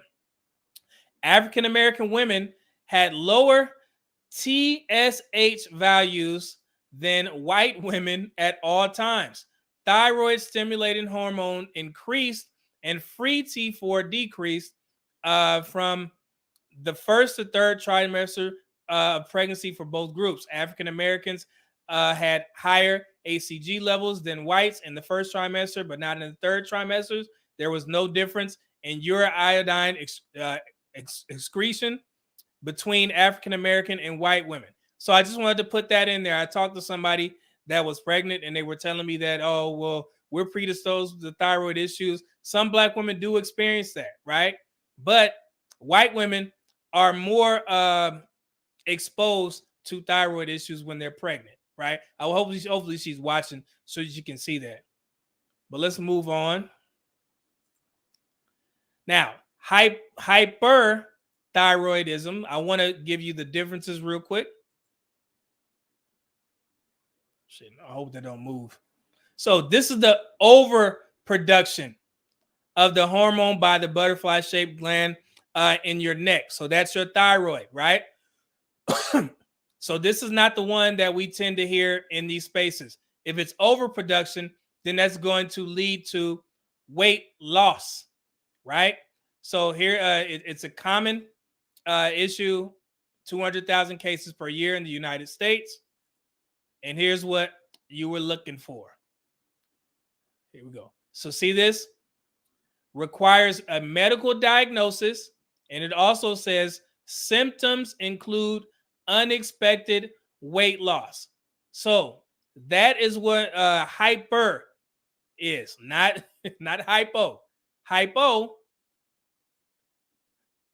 is here. This is the one that we hear reference in these spaces. This is a hypothyroidism is a condition in which the thyroid gland doesn't produce enough thyroid hormone. And then it is very common, 3 million US cases per year. Remember, there are 330 million people in the United States. You can do the math on your own. And then weight gain. I went ahead and put that in a box so we can all see that, right? So this is the one that we see reference or hear reference a lot in these spaces. The reason why I can't lose weight is because I have thyroid issues. I have hypothyroidism. So what do the statistics say? Of course, I got to go to that. So what race has the most thyroid problems? However, thyroid cancer is half as common in blacks as in whites. Historically, thyroid cancer incidence is highest in whites, followed by Asians, Pacific Islanders, American Indian, Alaskan Natives, and blacks. Thyroid cancer incidence is higher in non-Hispanic men and women than in Hispanic men in women, right? So let's continue. In addition, most participants were not aware of the diagnosis of the thyroid dysfunction. In the second study, let's see here, it was reported of a clear influence of race on prevalence of hypothyroidism, 16.7% in whites, 8.8% in brown, and 6.9% in black women. So black women actually come in last, right? That's pretty crazy, right? Did I get that? Cool. Okay, so I got everything. So I just want to leave that up there for a second because, like I said, that's one of the main issues that we hear in these spaces, that, you know, I have thyroid issues, and the reason why is because I can't lose weight because of those issues. But you have to go get those diagnosed. And black women are actually doing very well in that category. I won't say well because it is a disease, but they're coming last. So that can't be used as an excuse, ladies. If you're overweight or obese, go get yourself checked out. This is your warning, right? If you know that you can feel yourself getting, out of shape, and you are, a bigger woman, go get yourself checked out so you can get that diagnosed if you really do have thyroid issues. Or they can give you the help that you need in regards to getting you with a dietitian or a nutritionist. Just go get the help and stop blaming it on excuses. It's that simple. Sheesh. My goodness. So I wanted to get to all that before we move forward. Let me get to some of these comments real quick.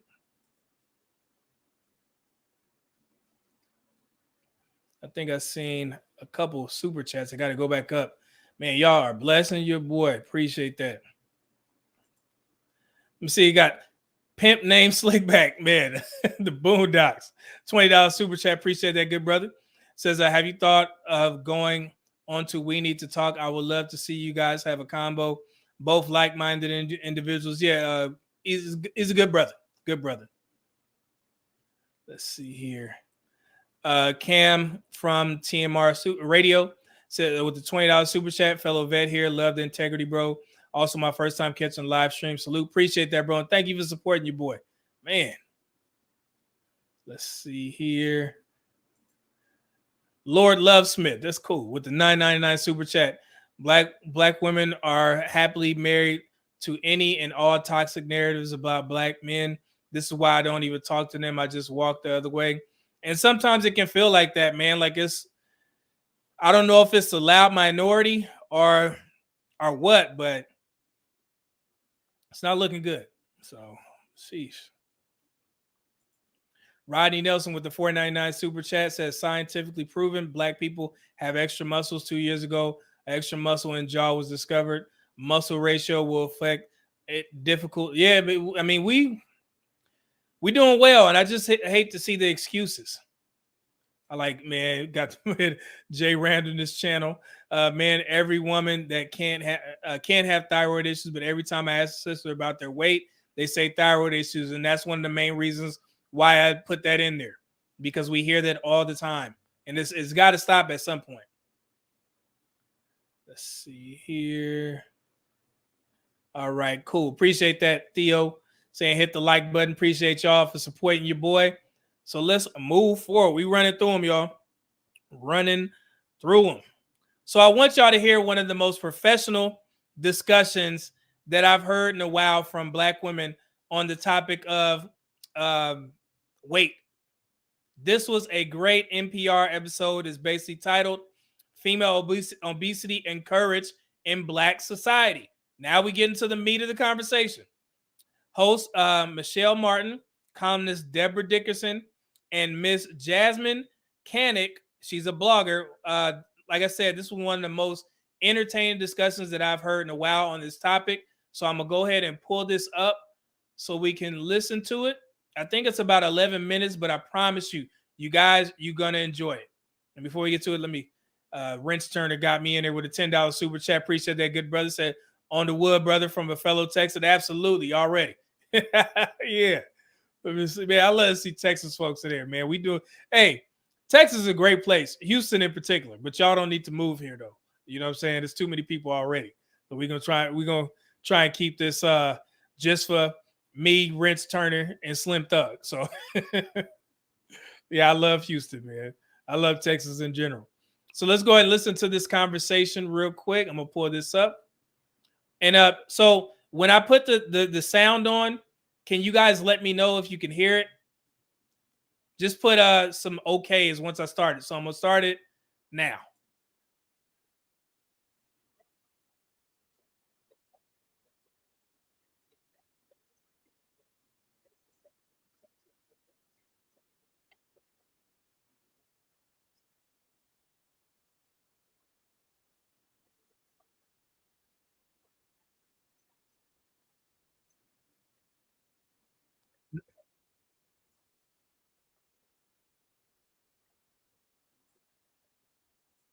No sound?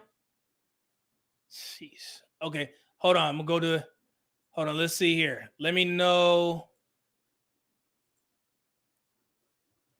What about That obesity is a serious health issue in the country, and What it's about a now? particularly big problem for African American women, more than half of whom are considered overweight. Now, one commentator suggests that one reason black women are overweight is that the brothers like it that way. That is to say, that the culture rewards women for a little extra padding. Okay, cool. Author Deborah Dickerson wrote an essay about it for Salon.com, the online magazine, and she joins us by phone from Albany, New York, for a behind closed doors conversation. Thanks for being with us. Thanks for having me. Now, you know, a lot of Americans are overweight. It's the first thing a lot of international visitors comment on. But you think the culture rewards black women for being big? Yes, I think it does. Now, you're always going to have pockets, and I think there's probably some class issues there. But I've heard since I was a little kid, nobody wants a bone but a dog, and that sort of thing. And it was like only entertainers who could really get away with being obese, like Aretha Franklin and people like that. Yes, there is definitely a market preference for women who have junk in the trunk, or however you want to put it. But junk in the trunk is different from being obese. And I guess I'm thinking about movies like that Eddie Murphy movie that came out early this year, Norbit, where black women are, fat women or big women are held up as objects of ridicule. And I look at the magazines, I look at, the universal cultural marker music videos, right? And I don't see a lot of big women in them, or at least not held up as beauty objects. I think we're talking, again, we're on dangerous territory here, but I think we're talking about sexual fetishes. I'm not so sure we're talking about beauty objects. And I think especially the jumping off point for me was that article I read in the Village Voice about how apparently there are all these new urban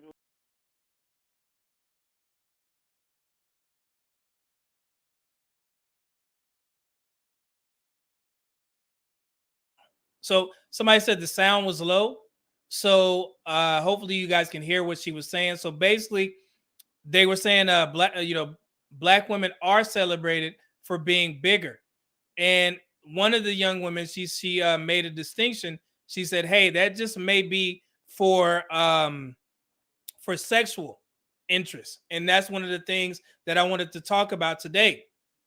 Do women know the difference between men giving them attention because they want to have sex with them, or are they just giving them attention because they really want to have a relationship with them? So that's why I wanted to stop it right there. So she made a great point in regards to that. So let's continue. lad mags where that specifically look for sort of round-the-way sisters with these humongous rear ends. It was really quite striking. So I'm not so sure it's a beauty image as more as a sort of a sexual fetish. I want to bring in another voice here. We're also going to be joined by Jasmine Canick. She is a blogger and commentator, and she joined us from her office in Los Angeles. And I should also mention that I'm not telling your business, Jasmine, because you've been blogging about your own efforts to lose weight. So this is something that you're sort of talking about. What do you think of Deborah's argument? I think there's a lot of truth in it, but I just came back from the motherland and, AKA the land of big butts aplenty, okay? So when I look Wait, you're not talking about Atlanta, right? It's like, you mean West Africa, okay. West Africa, Sierra Leone. Felt right at home. If anything, I was too small. But, going from here over there and looking at us as African-American women, yeah, there is a huge difference. I mean, you can't argue with the numbers in terms of obesity within our community, but you also, I think, have to look at the factors and how we ourselves play a role in it as well, and what steps do we take, to curb it if we find it is a problem. I mean, like you said, I've been struggling with my own weight loss, and I've lost about 46 pounds now. I still have Congratulations. Thank you, and I still have quite a few to go. And a lot of what made me do that, besides seeing Norbit, was just sort of wanting to be more healthier. But All right, so I'm gonna stop it right there. It is a little bit too low. I don't like that. The quality is not good enough for me. But basically, he was saying this was around the time when the movie Norbit came out, and it was like a bad portrayal. Eddie Murphy portrayed a big black woman that was loud, aggressive, obnoxious, and she was basically saying that movie encouraged her to lose weight, right? So the whole topic of discussion, they were basically talking about how black women are celebrated in our community for being bigger. And if you guys grew up in a black household, you know how it goes when you go over grandma's house and grandma sees one of your cousins and she's, skinny. And they'll say, oh, you need to eat some. You need some meat on your bones, right? We get those things conditioned, are ingrained into our psyche to think that we're supposed to carry all this extra weight when it's not true. We're not supposed to carry all that extra weight. And then also, black men, we do play a part in that, whether you like it or not. When you guys see a woman with a big booty and she has somewhat of a small waist and big breasts, that's what black men tend to be focused on, right? And it doesn't matter if she's obese. And there were multiple examples that I could have used, but I didn't want to disrespect those women from Instagram.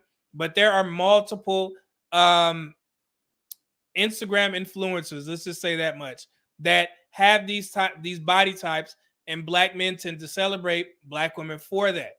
So we play a part in that as well. And we have to be clear in regards to why we are attracted to these women. If it's not for marriage, then we have to do our part in saying, hey, I just want to have sex with you. It is what it is. But that rarely happens. So we have to take some accountability as well. As much as most of the accountability goes on women, we already understand that. You are responsible for your own health.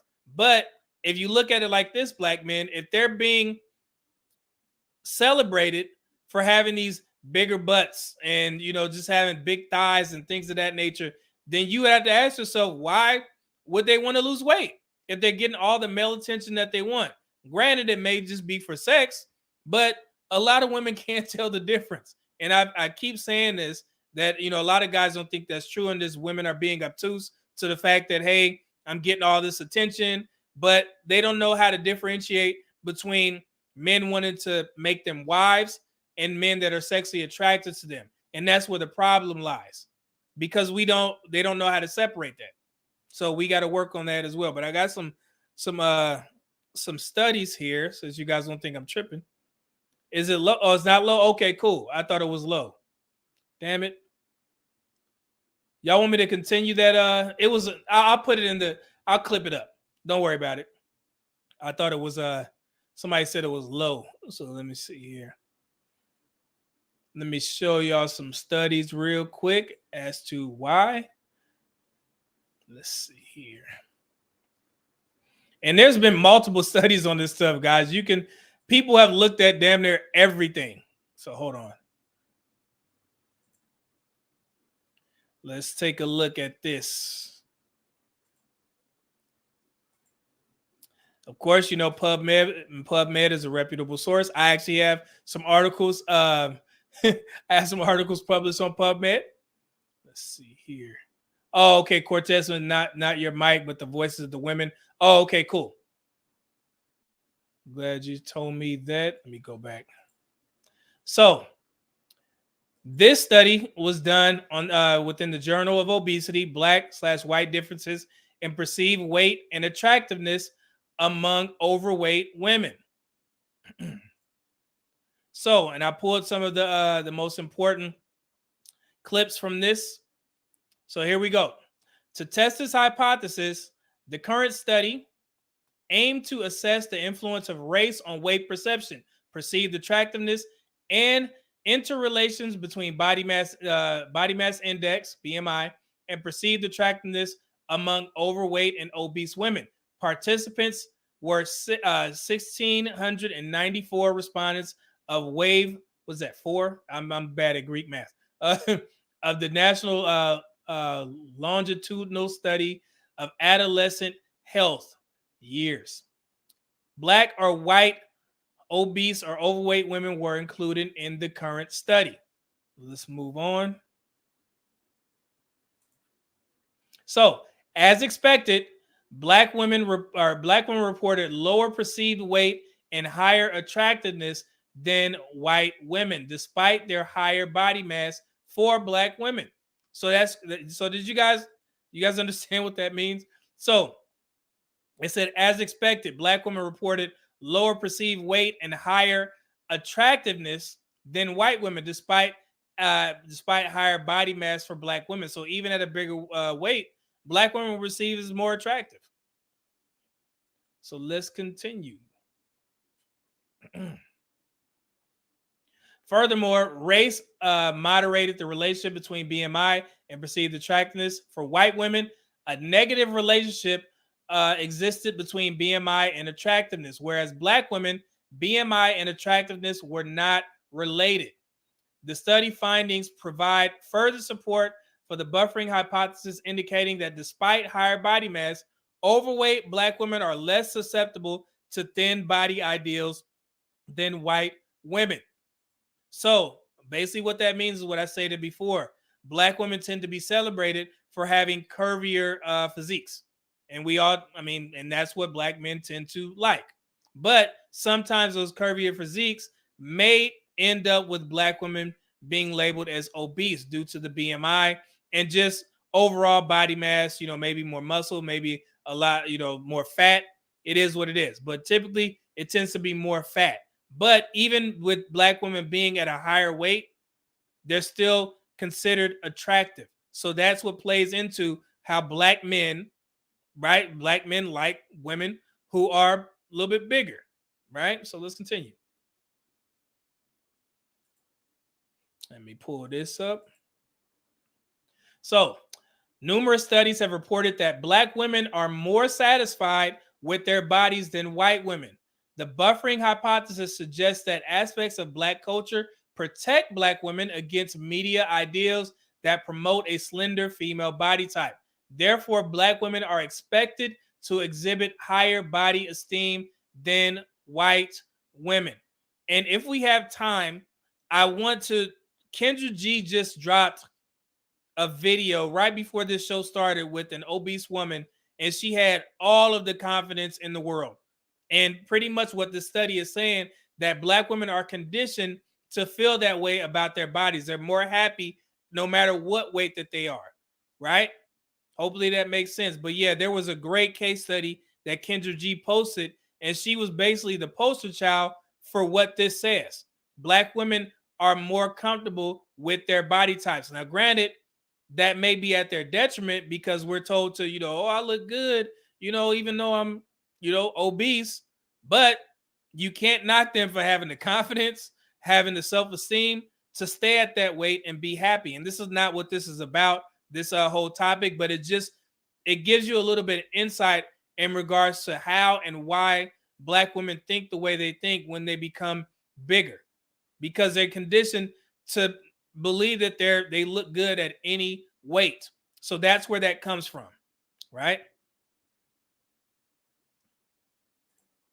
Let me pull this up. So here's another study that I pulled up from 2017 from the Cornell Chronicle. And this is the university. Yeah, somebody said, look, Darren Hilton said confidence versus delusion.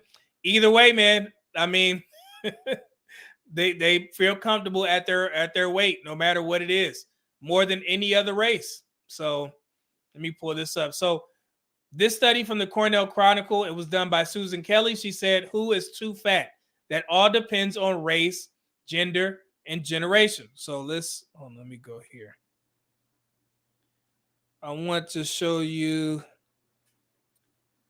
this video before we move forward. This is a good one. Hold on one second. I only see black men glorifying obesity in the name of thickness. So in the black community, there is just this stereotype that black men absolutely love, well, first of all, thick women, aka obese women, and second, that black men love them some thick white woman, aka morbidly obese, fat, white ladies. And I do have to say, I do see it a lot of like thin black men with very obese white women. Honestly, I noticed too with a lot of my thicker white friends, they only will date black men. And my friends are not obese, they're just thicker, and they seem to connect more with black men. And I got curious, and this is not a very heavily edited video, but I found a forum talking about like thicker white women not being accepted by their own type of men. White men don't really like them because they're too big, but black men love the thickness, and they seem to feel a lot more prettier around black men because they accept their body for not being super thin. And I guess for many thicker white women, they find that white men want skinnier women. So that is what I found in a forum. I thought it was pretty interesting. But I do have to say, I see plenty of black men with vets up big some roly-poly black chicks. I just think that it is more of noticeable when a black guy is with a roly-poly white chick. All right, so if you guys don't know who that is Michelle McDaniel. She has a great channel over there, but this is the stereotype that a lot of black women think and hear and feel about black men, that black men tend to like overweight white women and overweight women in general. And somebody said in the live stream earlier, they said that black men are the most forgiving when it comes to a woman's weight. And that's actually true. But that doesn't mean, and I'm glad somebody put this in, Cam said, thick does not mean obese. But it's tough for women, black women in particular, to differentiate the two. And I keep saying that they have a hard time grasping that concept because there's articles out there, and this is funny. I think I shared this before. The same magazine, they said that they described Lizzo as curvy, and then in another article they described Beyonce as curvy, right? Those are two different body types, but they both fall under the category of curvy. Why is that? Because there's a long there's a wide margin of error, let's just say, when it comes to calling somebody thick or curvy. And that's because that's how the black community is set up. Black men will say, oh, this is thick. Black women have their own idea of what thick is. If we say this woman is curvy, black women will say, no, this is what curvy is. So they have their own definition of what curvy is. So that's where the conflict, in my opinion, that's where it lies. Because we don't have anything we can't see eye to eye on what body type is what body type. So at the end of the day, you just have to go off of what you're attracted to, pretty much. And that's specifically for the guys. But women have their own definition of what curvy and thick is. Excuse me. Let me see here. Cam said, wait, what? Beyonce and Lizzo the same? Yeah, I think it was one of those, maybe Vogue or Glamour, where I had put the side by side. They described Lizzo as curvy and they described Beyonce as curvy, but those are two different body types. Darren Hilton says, I think women know better. They're just playing dumb. Like I said, we say that, but we continue to have these issues in our community. And if you think I'm lying, hold on, check this out. Attracting guys or getting guys, so, and I was bigger than this, so they still gonna lick the rose toes and everything else. So you see that? Let's go back. Listen to what she say. I have never had a problem attracting guys or getting guys, so, and I was bigger than this, so they still gonna lick the rose toes and everything else. So hey, she said that they gonna still lick the rose toes and everything else. So like I said, we could say that, we don't know the difference or they don't know the difference, but I'm telling you, that's how a lot of these women feel. So let's continue with a couple more videos. There are black women that are saying, well, we'll just, date or marry white men. Do you guys understand that white men have far more harsh stipulations in regards to how their women look? This was a 2016 study by researchers at the University of Surrey in the UK. Female interviewers judged both men and women interviewees with the high BMIs as less attractive. both men and women. These were judged by females. The male interviewers were found to be much less harsh to the interviewees of the same gender. The conclusion was that when it comes to beauty, overweight women face judgment from both sexes. So if y'all thought that it was only men that had certain stipulations on women or a woman's body type, it's not true. Both men and women have the same stipulations on a woman's body type based off of that study. And also you could see this in the public eye. Women, if they're not friends with a woman, let's just say that much, you should hear how women talk about women who are overweight. They may be kumbaya in the public, but as soon as you make her mad, if a bigger woman makes her mad, then the truth it'll come out. It'll eventually come out, right? So it's just not guys, it's women as well. If you thought that it was only men who judge plus size women, you are absolutely incorrect. Guys tend to think we're very easy, and I believe it's because a lot of big girls are easy because we're insecure. You know, I feel like there's a reason why they're gonna assume this, because most girls are gonna, you know, go along with it. Of course, like every guy I've talked to online, it always resorted into sex. Go out with somebody and you're cute enough to want to hook up with, you're cute enough to, you know, get along with, you're cute enough to friend zone, but you're not cute enough to date. And that's the most heartbreaking thing ever. I've been through that one too many times. I don't get it. Yeah, that's just my question. And I've seen videos and I've seen comments that, oh yeah, guys, there's a lot of guys that like plus size girls. There's a lot of guys that like plus size, and they're not just ashamed. They don't mind saying that. But you never see them with any. You never see them with any. I've had guys that you look at and they're really cute and attractive, and well, I'm attracted to anyways.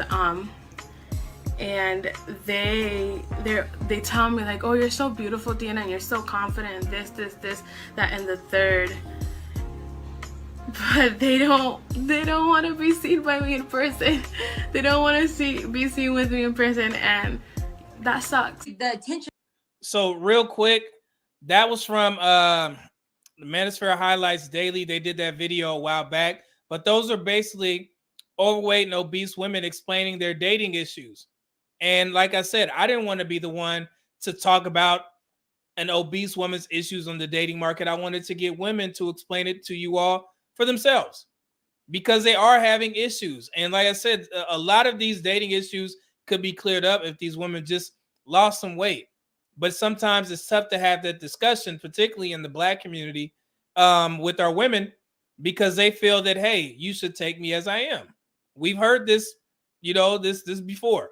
Everybody understands that, hey, if I'm, in the Black community, if a woman is 300 pounds, she expects that you're supposed to take her like she is right now. When we know that if you lost weight, it would help you on the dating market. And that's, ladies, I just want to say this, that's all guys are saying, especially on this topic, because most of your dating issues could be solved, or you would catch a wide array of men if you just got in shape. But if you take this approach of take me as I am, these are the results that you will get. The young women on the on the video, they explain that very well. So this clip is actually from Six to Goddess. This was a clip a while back that she did and she put out. But this is two Black women explaining the differences that they had on the dating market when they lost weight. So let's continue. Here we go. From men that you get is completely different. Like, and let's be real, like, let's not act like the attention that thinner women get from men is the same as bigger women. Let's not act like that. Let's not act like big women are getting their door knocked down by men all day. She could steal my man. No, you couldn't. Like, let's be never. Everything you're saying, truth. Honey, went from Netflix chill to Chop House, everything. Like, the way they treat you is completely different. See, I mean, ladies, they said it right there. Those are two women that used to be overweight, and they said as soon as they lost weight, they started getting treated differently. That should be a testament to you all right there. And that's not coming from me as a man. That's coming from 2 of your sisters, right? Let's continue. When the men are not financially confident, that's who they run to, the bigger girls, because most big girls are going to have good credit, have some money, and be able to help take care of them. And cook. Bigger woman says, help. Smaller woman says, oh, I have to carry that load. Oh, I got to take care of her. Bigger woman says she going to help me. She going to put this load over her back. So because that's what she has to do to keep a man, to maintain a man. To make up for it. Yeah. So the man, again, not want to just sacrifice, step up, be by yourself for some time, get your money right. I'll just go get a big girl. She'll help me. He said, all right. So that's what Six to God has said. And I'm pretty sure that most men would agree that, ladies, if you're bigger and black men, you have to take some of this accountability as well. And we've heard the jokes in regards to tax season. You guys have heard this. When tax season comes around, men tend to go out there and look for overweight women because they know they're going to have that money and they're going to act like they like these women and they're going to try and get that tax money from her. So that's what men have to take accountability for, because I know we all sit here and we say, well, no, it's not. We're not giving them attention for marriage. We're just having sex with them. They don't know how to differentiate the two. But the fact of the matter is that if you have an issue with our women gaining weight, but you're still having sex with them, then they don't see that difference, guys. I'm sorry. And I know that we keep on saying, well, they're just lying. They don't know what that, they really know what that means. I'm telling you, they don't. So if you're continuously having sex with these women and you say that you have an issue with black women being overweight or obese, they don't see the difference because you're still having sex with them. So you have to put yourself in their shoes. If they see that they're still getting male attention in the form of sex, pleasure, then in their minds, they thinking that, hey, then I'm good just the way that I am. So how can you blame these women for staying overweight if you guys are continuously having sex with them, as if that they are prime candidates in the dating market? And I know that you dudes will have sex with whoever is willing for the most part, unless you have some restraint. But for the most part, guys will go out there. If a woman says, hey, let's go ahead and do something, and she's down, hey, guys are going. But that's where we have to take accountability in regards to our community as well, black men, because if you have a problem with it, then you have to start acting like it, because these women don't have an issue, or they don't have a reason to lose weight if you still mess with them. I mean, hey, don't shoot the messenger. I'm just telling you like it is, right? Now, before we get to this Kevin clip, let me get to some of these comments real quick. And thank y'all for getting the likes up. Appreciate that. I got to get a couple of these. I don't want to keep y'all too long. Man, Cam be coming with the heat. I always got to get those. Hold on. Let's see here. Red Lord, Black Sigma 2. This is why I don't have sex with them. Like I said, if you have an issue with them, then you got to remove yourself. But if you're not removed, hey, it is what it is. Phantom 86 says, watch out for the big girl. Yeah. And hey, I got something for you. I got a video. Stay tuned. Combat Scorpion says, I haven't heard of that before. What's that? I may have missed something. The Quiet Storm says, like I always say, cut off the D, lowers our A1C. That's funny. That's good. Cam says, yeah, but they are getting sex from whom? Not good caliber men, but they don't know the difference, guys. I mean, hey, I remember Kevin said something along the lines of, when have you ever seen a bigger woman getting out of a limousine or a Ferrari, getting escorted by a man or something like that? They may be lower caliber men, but all of those men, like I said before, it's half the population is in the middle class, right? And what is it? About 60% of black men fall in the middle class in regards to earners between $30,000 to $90,000 a year. So I mean, you can do the math. You can blame it on the lower percentage, the 35% of men who are below the middle income, but I don't think that's what it is. It's not that small percentage. 35% of men are the only ones that are having sex with bigger women. Some of those guys in the middle tier are having sex with those women as well. So we got to take some accountability on that, guys. And like I said, I'm not blaming black men because I'm a black man myself. I'm not attracted to overweight women. I don't I've never dated overweight women, right? But some of y'all are, but you still say that you're mad that black women, 80% of black women are overweight and 55 or 56% are obese. So if you have a problem with that, then you need to start acting like it. Right? Let's see here. Roger Spice says Tubby rolls and Fatty rolls out once they get angry and smash her insides out. This too. That's funny. Oh, did I miss I don't want to miss Ileana. I know she wanted to comment on this. Let me go back. Okay, here we go. Ileana says, I'm made to feel like a traitor for losing weight and have been accused of having low self-esteem and hating myself because of weight loss. That's crazy. Did that come from women or did it come from men?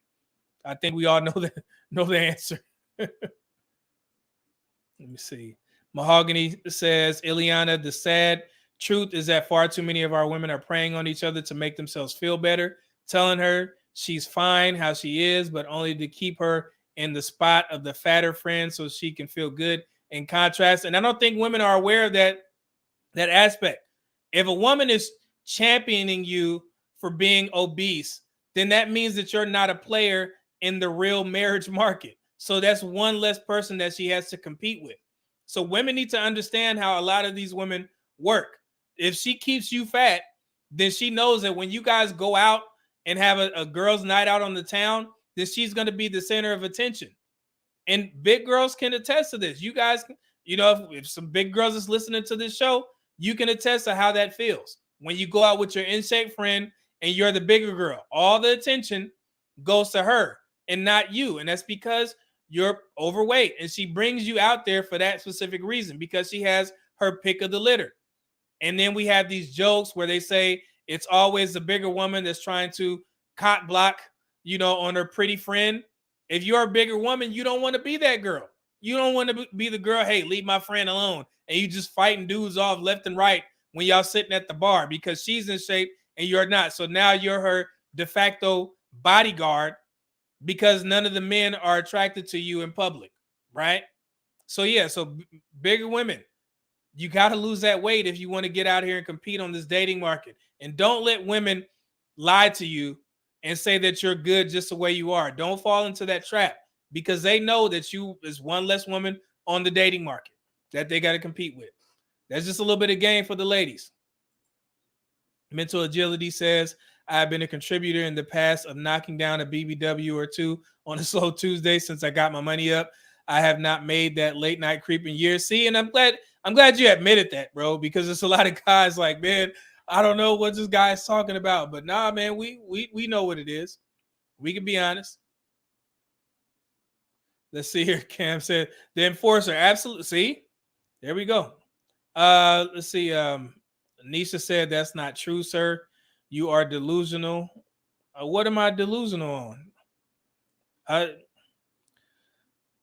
right. I give you a chance to explain yourself, Nisha. But if you come over to start foolery, you know how I go. Red Lord Black Sanguine 2 says, don't approach women in that setting. They do it on purpose. Yeah, that's true. All right. So let's continue with this Kevin clip from the Expeditiously podcast.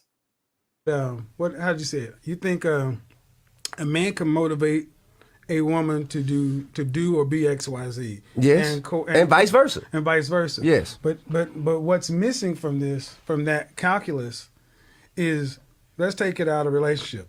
You got excellent credit rating and a lot of money. You're not gonna go buy a car that you got to do repair on when you can buy a Bentley off the lot. Basically, if you got the money and the credit rating to afford a Bentley, you're not gonna go get a car you got to repair. And we've told women that men should accept men who go out here and work 60, 70, 80 hours, putting in the work in the field, in the office, in the studio, trying to get out here to separate themselves from the competition. I don't have time to come on and try to motivate you to take your ass to the gym when you know that's what I want in the first place.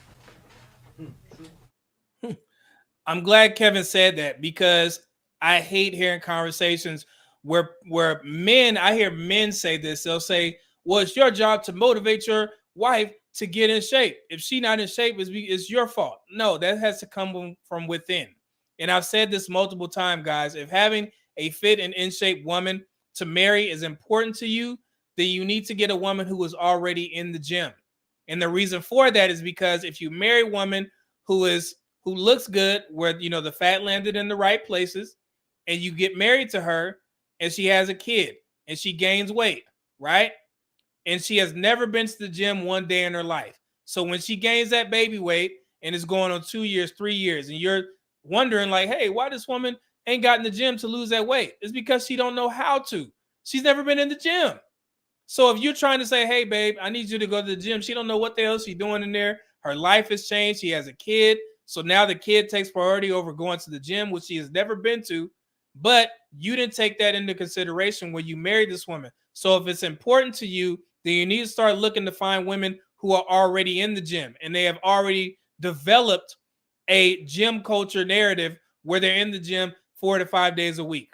Because if you get married to a woman who has never been into the gym, and then she gains weight after pregnancy and she's not losing it, it's going to be tough for her to pick that up as a hobby to lose weight because she's never had to. So that's something that men need to understand and need to figure out, right? If you're going to sit there and be a personal trainer, okay, cool. But like I said, it may be tough to try and get a woman who has never been into the gym to try and go into the gym now when she's older and she has another priority, which is the kid and then the job and all this other stuff. Just a piece of advice.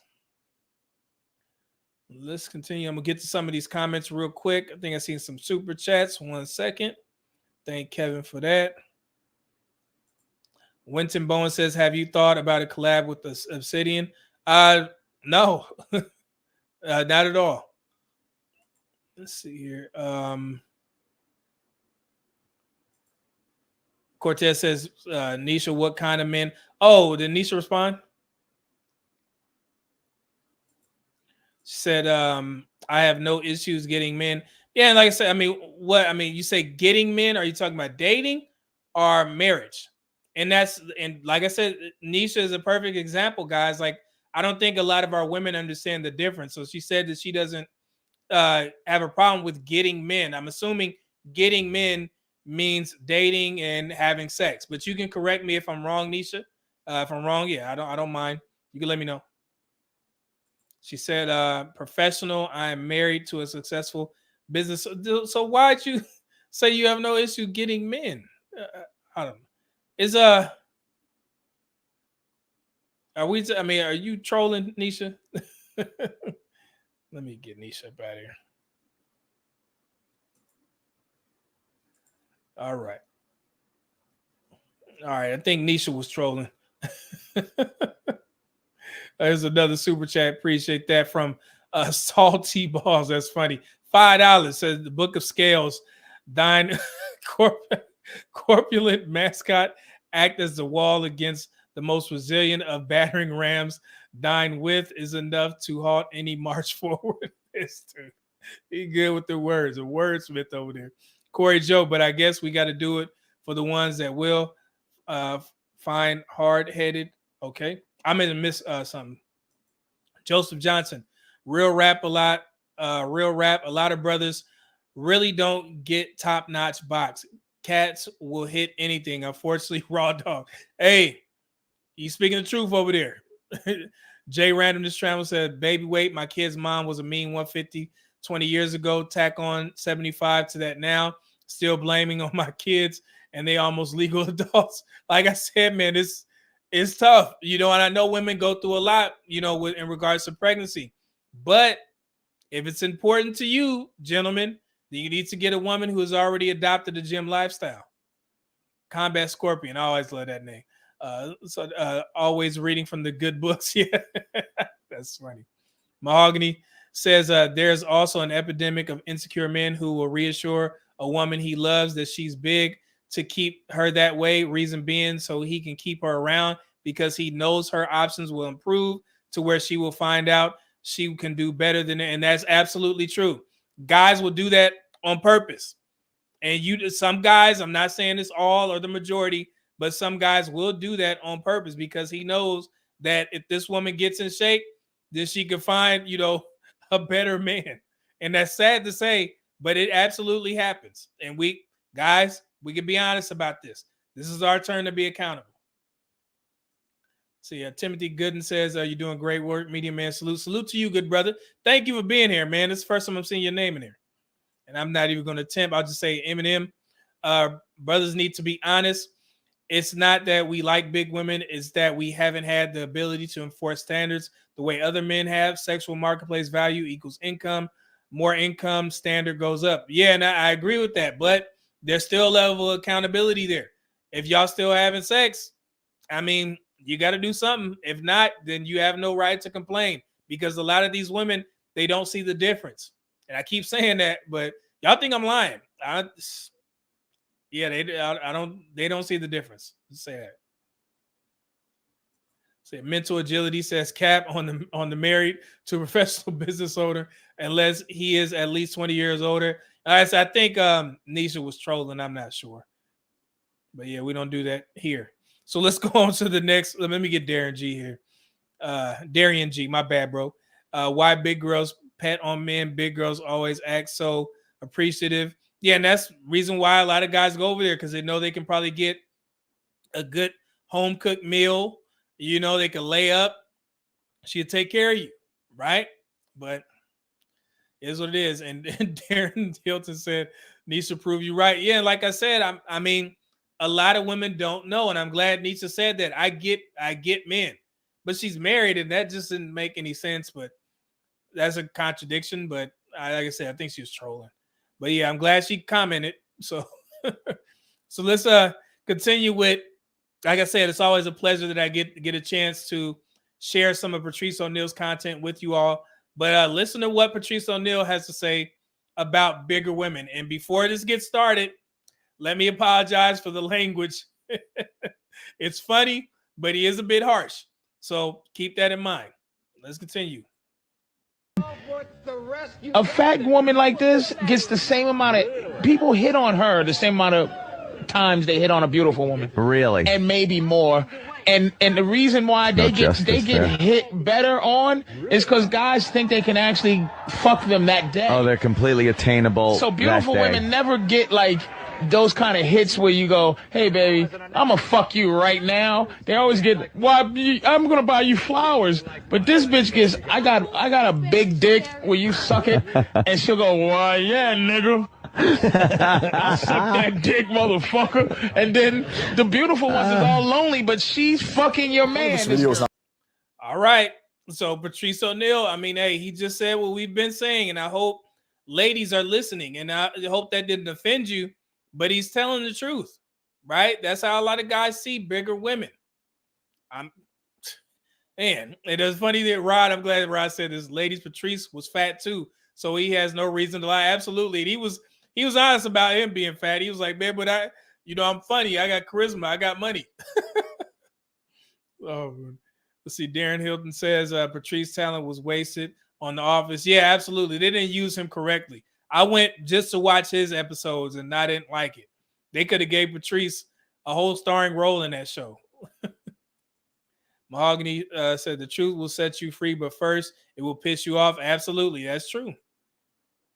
So in this next video is for the black women who think that white men just love overweight women. This guy, I forgot his name, but they made a fake Tinder account, and they wanted to see how many men would swipe right on an obviously obese woman. So white men have harsher standards than black men when it comes to a woman's weight. And I just want that to be clear for the divested black women who are overweight or obese, and they're saying, I'll just get me a white man. I promise you're gonna have a tougher time over there than you will in the black dating market. So let's continue. What did you think about that, Jay? 100%. I think he's really spot on. A lot of guys. This is not him. This is my man Jay Farrell Freeman. He's gonna explain. I clipped this from a prior show because he did an amazing job of breaking this down. Jay is on his way to becoming an Army officer. So yeah, this guy is very accomplished young man. One of the good dudes in these spaces. So let's continue to hear what Jay has to say. Look at, overweight women as just being, like you said, more obtainable, more within their scope, especially for Black guys that aren't towards the top of the social hierarchies. You know, less attractive guys or broker guys. They feel like those are the women that are within their range, within their league. So they shoot their shot at them, you know, at a very high rate because they feel like it's a shot they can hit. And also, yeah, like you said, it's generally for sex. These are usually, you know, women that the conversation gets sexual almost immediately. Guys don't really beat around the bush too much. And you know, for a lot of women, they have a very difficult time early on distinguishing between sexual and relationship type attention. Right. So these guys are able, you know, to make these women feel as if they're interested in them, you know, get the draws. But then what happens is they end up only being, you know, late night 2, 3 a.m. booty calls, as opposed to, you know, ever being someone that these guys are ever seen in public with in a restaurant or, you know, any type of event. And then later on, after the women finally catch on to the game, they realize, you know, oh, the last 10 guys, all they did was come over and, you know, fold me up at 3 a.m. You know, I've never been taken on a date. You know, I've never been, you know, taken to a nice restaurant. But, you know, the same guys that are, you know, folding me up late night, they're taking these other, you know, slimmer women out in public and, you know, they're posting them on their page as their girlfriends or their wives or whatever the case may be. And, you know, they're finally starting to kind of, you know, have a little bit more understanding of what's going on. I think social media is helping paint the picture for them. We just simply. All right. So that was my man Jay just breaking it down eloquently. I didn't want to step on his toes and talk about that because Jay deserved that shine and he was spot on. So let's continue with this video I was talking about in regards to this young white man creating a fake Tinder profile as an overweight white woman. And you guys will see that even though there are a lot of men that say that they do not like plus size women, watch the results from this test. And then you tell me. Want to see what kind of results would a girl who's conventionally very unattractive get on Tinder. So this is the profile that we created. So let's run through this real quick. So you can see that's the first picture. This is the second picture. This is the third picture, fourth picture, fifth picture, and sixth picture. So clearly, conventionally very unattractive, like probably a chick that most guys would rate a 1 or a 2. Let this run for. All right, here we go, guys. Like I said, this don't come out of thin air as to why a lot of bigger women think that they are prime choices on the dating market. Here we go. 24 hours, we got Tinder Gold. And so, are you prepared to see how many matches that she got in 24 hours? In 24 hours, this chick got 474 likes. As you can see, some of these guys are pretty fucking good looking. Like this guy is like clearly super ripped. So somebody said that it's lower tier guys that tend to go for bigger women. But that guy, I think his name is Tim Featherwood. Is that his name? That would be good if somebody could fact check that for me. I forgot this young man's name, but this was a good study. But like I said, somebody said, you know, only lower tier men go for bigger women. But if you look at this and what he said, some of these guys are in shape, ripped, but they're still swiping right on bigger women. So let's continue. It wasn't just like ugly and unattractive guys. It was actually like some like 8 and 9 guys who were going for a chick who's like objectively a 1 or 2, which I found fascinating. So his opener is, I ain't gonna lie, I'm trying to fuck you. Bruh. So we respond, how big is your dick? 8 inches. Sure, bro.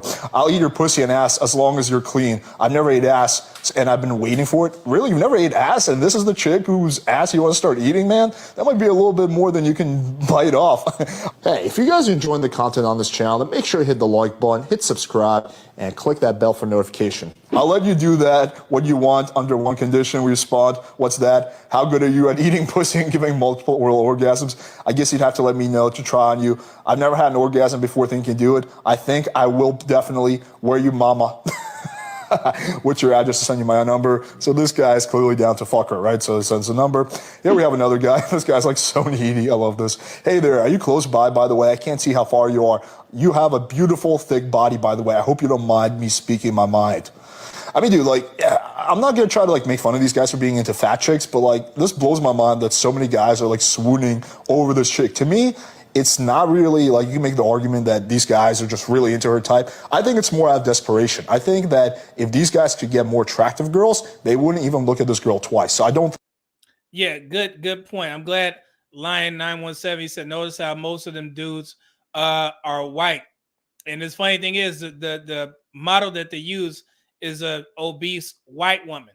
So that goes into another narrative that we tend to stay within our race. Because I'm pretty sure if it was a overweight black woman, probably be a lot of black men. But I won't assume for this test, we'll just leave it at black or white men, and they're gonna just have to hold that L, right? If they consider it an L. Who knows? Good point, Lion. Think this is, at least for the most part, I don't think this is a preference. I think this is just simply desperation. That he like double text two up front, and then he like triple text. Guess so, lol, sorry. I can't for sure show you a good time. Recently single as well, just looking for some fun. Text me, you might be into a nice long massage and a big dick. I like how they all say they have a big dick, but probably like none of them do. She's like, how big is your dick? Haha, text me and find out. Then you heard about us Italian guys, text me, don't be shy. I like how you asked important questions, or you rather Snapchat, we can do that. You really look like you know how to handle a big dick. She really looks like she can handle a big hot dog. All right, moving on. So we have this guy, hey, thank you for your service. Oh, this guy was an army guy. I feel bad now. But he's like, are you going to give me the chance to say thank you for your service in the future? Oh, Jesus Christ, bro. You fought for this country. You can do better than this. If you play your cards right, winky face, so when do you want to play? Are you free tonight? Where are you located? Might be able to come by. It's crazy to me because, like, as a guy, if you're two chicks, like, are you free tonight? Most girls are going to be like, no, sorry, I can't, blah, blah, blah. But as a very unattractive girl, if you are to guys who are, like, way above, you know, your level in looks, you're like, are you free tonight? They're all like, yeah. There's just. So that's basically going back to what Patrice O'Neal said. That's the type of game that a lot of guys run on bigger women. It's straight and to the point. Hey, what are you doing right now? Can you come over right now? I'm trying to have sex right now. Let's go. But in shape, attractive, well, you know, conventionally attractive women don't get that type of attention or game. Guys just don't come up to them and be like, hey, you free now? You want to have sex? Because they know they can't get away with that. But big women, you have to take some accountability on this as well, because you guys tend to fall for that. A guy will say that and you're like, yeah, because you don't think that you'll get another man because you don't want to lose weight to compete. So, I mean, it's accountability on both ends. So let me get to some of these comments real quick. I saw some great ones. Combat Scorpion says these guys are thinking it's better than the tissue. Jesus. I didn't mean to. God forgive me for laughing at that. Oh. Red Lord Black Sigma 2 says, thank God I'm moving back to Southeast Asia. Darren Hilton said, better, y'all gonna get me better than the tissue. Sweet Jesus. Corey Joe says, most definitely an L. Yeah. White man, you gotta take an L on this one. Welt B says, facts. He said it. It's out of depression or desperation. When you know you can get better, you will grab better. That's true. Absolutely. Terminally chilled. That's a cold name. Y'all are cowards. Leave fat women alone. Their lives are hard enough. I don't know if that's troll or what, but you can go. Okay. And then Welt B says, also, just because guys are kind of ripped doesn't mean they are top tier guys. Like the Godfather always said, you don't see them hopping out of a Lambo or in the VIP. That's true. Let's see here. All right, let's continue with this. There's only a couple more, but we got to see it through, my boy. Shows you what the marketplace is. What's your number? I'll send you my address, and he gives the number. And then obviously, you know, we're not gonna like take it further and text the guy. And then he like double texts, I eat pussy. And then he triple texts like 15 minutes later. And if you smoke bud, I'll smoke you out. And then he like quadruple texts 40 minutes later. Are you down? A lot of guys tend to. Okay, we already seen that one. I don't want to put y'all through that again, but that was just showing you what a lot of guys are doing on this dating market. So we see in these conversations, oh, we don't like bigger women. But behind closed doors, there are a lot of men who are giving these women the attention that you thought they weren't getting. And that's the reason why some of these women are content with being overweight and or obese, because they still get male attention. Nisha said it best. She said, I still get men. And she said she was overweight. So I know we like to say it's an issue, but men are still giving these women attention. And that's probably the reason why we see this whole body positivity and all this type of stuff, because they still get the attention from men. And most women don't know how to differentiate the two. So this last clip, this was one of the most absurd things that I've ever heard a woman in these spaces say. I think this woman's name is Shewar7. If I'm mistaken, then I'll correct it. But I think that's her name. Listen to what she said as to why women don't get in shape. This was absurd. I've never heard this narrative before in my life. So here we go. Obese. Well, you know why? Okay. Most Black women are overweight or obese. Well, you know why? Because you can't afford a gym membership for them. Woo. So she said the reason why most Black women are overweight or obese is because Black men can't afford a gym membership for them. Wow. I'd never heard that excuse in my life. Let's continue. And they would rather eat than be with a broke man. They would rather sit down and prepare a meal for their kids and their family and eat and get fat, because y'all aren't worth being skinny for. What we gonna be looking good and snatched for? To go get some coffee? Oh, I got to go to the gym. I might get invited out for some coffee tomorrow. Let me go get my brows waxed so I can get this coffee. Ooh, girl, I can't. I'm fasting, girl. I'm going to Applebee's tomorrow. What do we have to be skinny for? Hey, like I said, man, they come up with different excuses every day. That woman said that the reason why women don't get in shape is because men can't afford gym memberships for them, and they take them to Applebee's and they don't have a reason to get dressed up because they're not going anywhere. I said a lot of our women, the stereotypical broke and all this, oh man, it's so conditioned. It's crazy. It's crazy. Sheesh. But she did have a video where she was actually giving an overweight woman some good advice. So, I mean, hey, you can take it for what it's worth, but this was pretty crazy. Let's continue. Y'all ain't taking us nowhere where we got to fit into something to look extra good. Y'all ain't taking us to no fundraisers. We ain't going to no gala. Y'all ain't getting no private jets to jet us off. Y'all ain't surprising us with plane tickets nowhere where we got to be snatched. Y'all trying to take us to Applebee's and to your mama house. Should be proud to show me off, even if I gain weight. Girl, you ask me this every time. Sprinkle, poor thing. He want you to be thin. I cannot tell you any other way. Okay? Go to the doctor, go to the weight loss clinic, or go out by yourself. That's all I can tell you. Your man don't want to take you out fat. Point blank, period. He has told you over and over by not doing it. I can't help you if you don't listen, babe. Either go get another one who like a fat woman, or stay your butt home, or go to the weight loss clinic, or go out with your friends or by yourself and meet somebody who likes a fat woman. I can't tell you the magic answer because there is none. Okay? Do what makes you feel happy inside. Because if it were me, I would do all of the above. Honestly. Yeah, that was crazy. But I mean, she was trying to tell the young lady that, hey, you need to lose some weight. But seen some comments that I want to get to. Was it job blessed forever? LOL, I'm sorry for American men. Get out of the matrix. Passport up. Cortez Smith, that woman told Black women to delete their husbands. What? Jesus. What? She said that? I don't know who this woman is, but I'm up to see that video. Wow. Okay. Mahogany Jones says, I have never asked a man to cash at me for nothing. However, she has got me thinking I should start a campaign on my Facebook page to get my gym membership paid for. Hey, that may be an idea. That's funny. I think let me not miss Florida man. It says, will you be committed to the gym? That's the real reason. So if you pay for that membership, will you commit? Who said? Jazzy said she's the sprinkle lady on TikTok. I thought that's what she said. She said sprinkle something. It's like, what? Why does she do that? So I guess that's her tagline or something like that. Okay, I'm gonna have to go check it out. SEAL Team 6 says ego/money is a problem.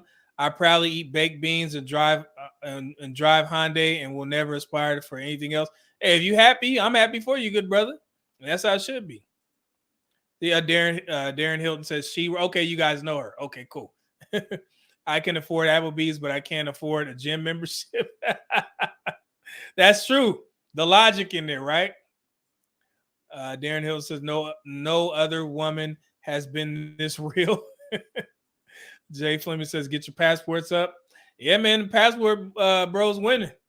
Cortez Smith, one Applebee's meal is a gym membership price. Florida man, as a former trainer, black women were the worst to deal with at the gym. Wow. I hear that a lot. I used to be a personal trainer, and I do hear that a lot.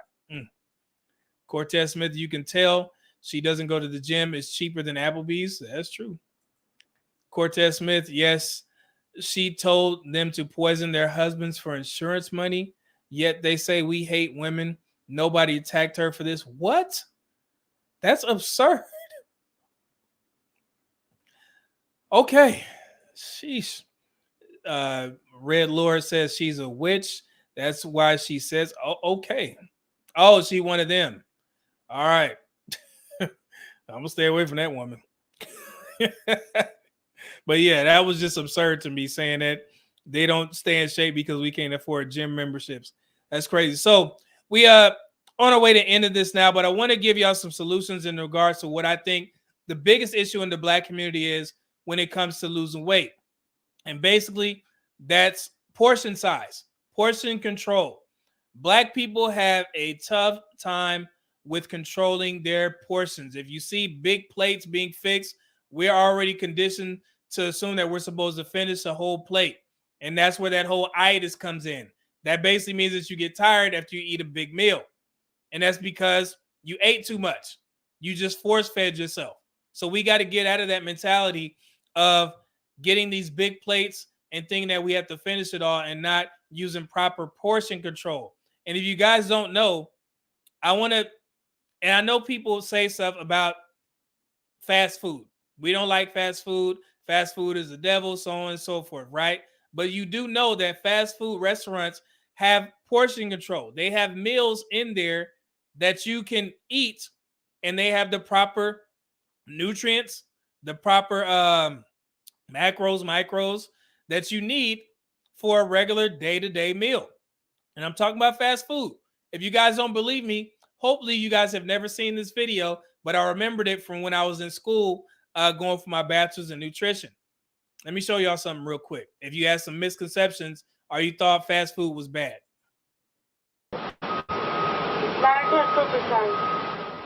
The documentary Supersize Me featured a man who only ate McDonald's for a month, and the results he reported in the 2004 film were less than appetizing, and he claimed his health deteriorated significantly.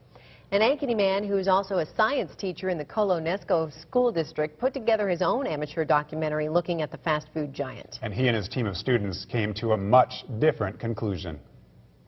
Which picture of this man was taken after he had eaten nothing but McDonald's for 90 days? The average Joe would say, well, it'd be that guy on the right. That's what's so amazing about this experiment. I can eat any food at McDonald's that I want, as long as I'm smart with the rest of the day of what I balance it out with. That was the theory science teacher John Cisna laid out for 3 of his students at Colonesco High School this past fall.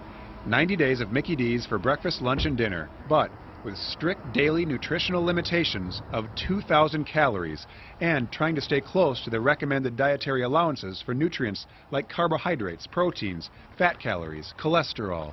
Cisna approached the owner of the local McDonald's franchise about the idea, and the owner was so interested to see what the results were, he agreed to provide those 90 days of meals to Cisna at no charge.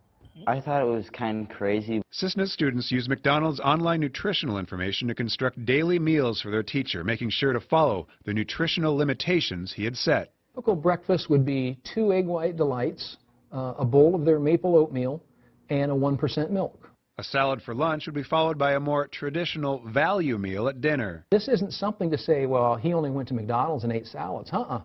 I had the Big Macs, I had the Quarter Pounders with cheese, I had sundaes, I had ice cream cones. During the experiment, Cisna turned into a mini documentary. He also started walking 45 minutes a day. My mind says yes, my body says holy buckets Batman. And by the 90th day, Cisna reports he lost 37 pounds and his cholesterol dropped from 249 to 170. I'm like, oh, wow, that was a lot of a difference. I tell people not only can I see my shoes now, but I can actually tie them. The moral of this gastronomic lesson isn't to eat more at McDonald's, but to pay attention to your daily nutrition. The point behind this documentary is that, hey, it's choice. We all have choices. It's our choices that make us fat, not McDonald's. All right. That was a great experiment. So, and like they said at the end of the video, I didn't share this to promote you guys to go out there and go eat McDonald's every day, but it was just an eye-opening study that he did to where he had McDonald's for 90 days straight, but he just stayed within his portions and he was able to lose weight. So that's what happens when you control your portion size. So I'm going to give you a little bit of tips in regards to that. Let me go here. Let me share this for you guys. All right. So here's the first one. Out of sight, out of mind. People tend to consume more when they have easy access to food. Make your home a portion-friendly zone. So here's a couple steps. Replace the candy dish with a fruit bowl. Store especially tempting foods like cookies, chips, ice cream out of immediate eyesight. You guys know that those tall, those high cabinets that you have in your kitchen, put that stuff in there. Right? So you won't have easy access to it. Let's continue. Hold on. Let me open it up. And then when buying in bulk, store the excess in a place that's not convenient to get, such as a high cabinet. There you go. Or the back of a pantry. Let's go to the next one.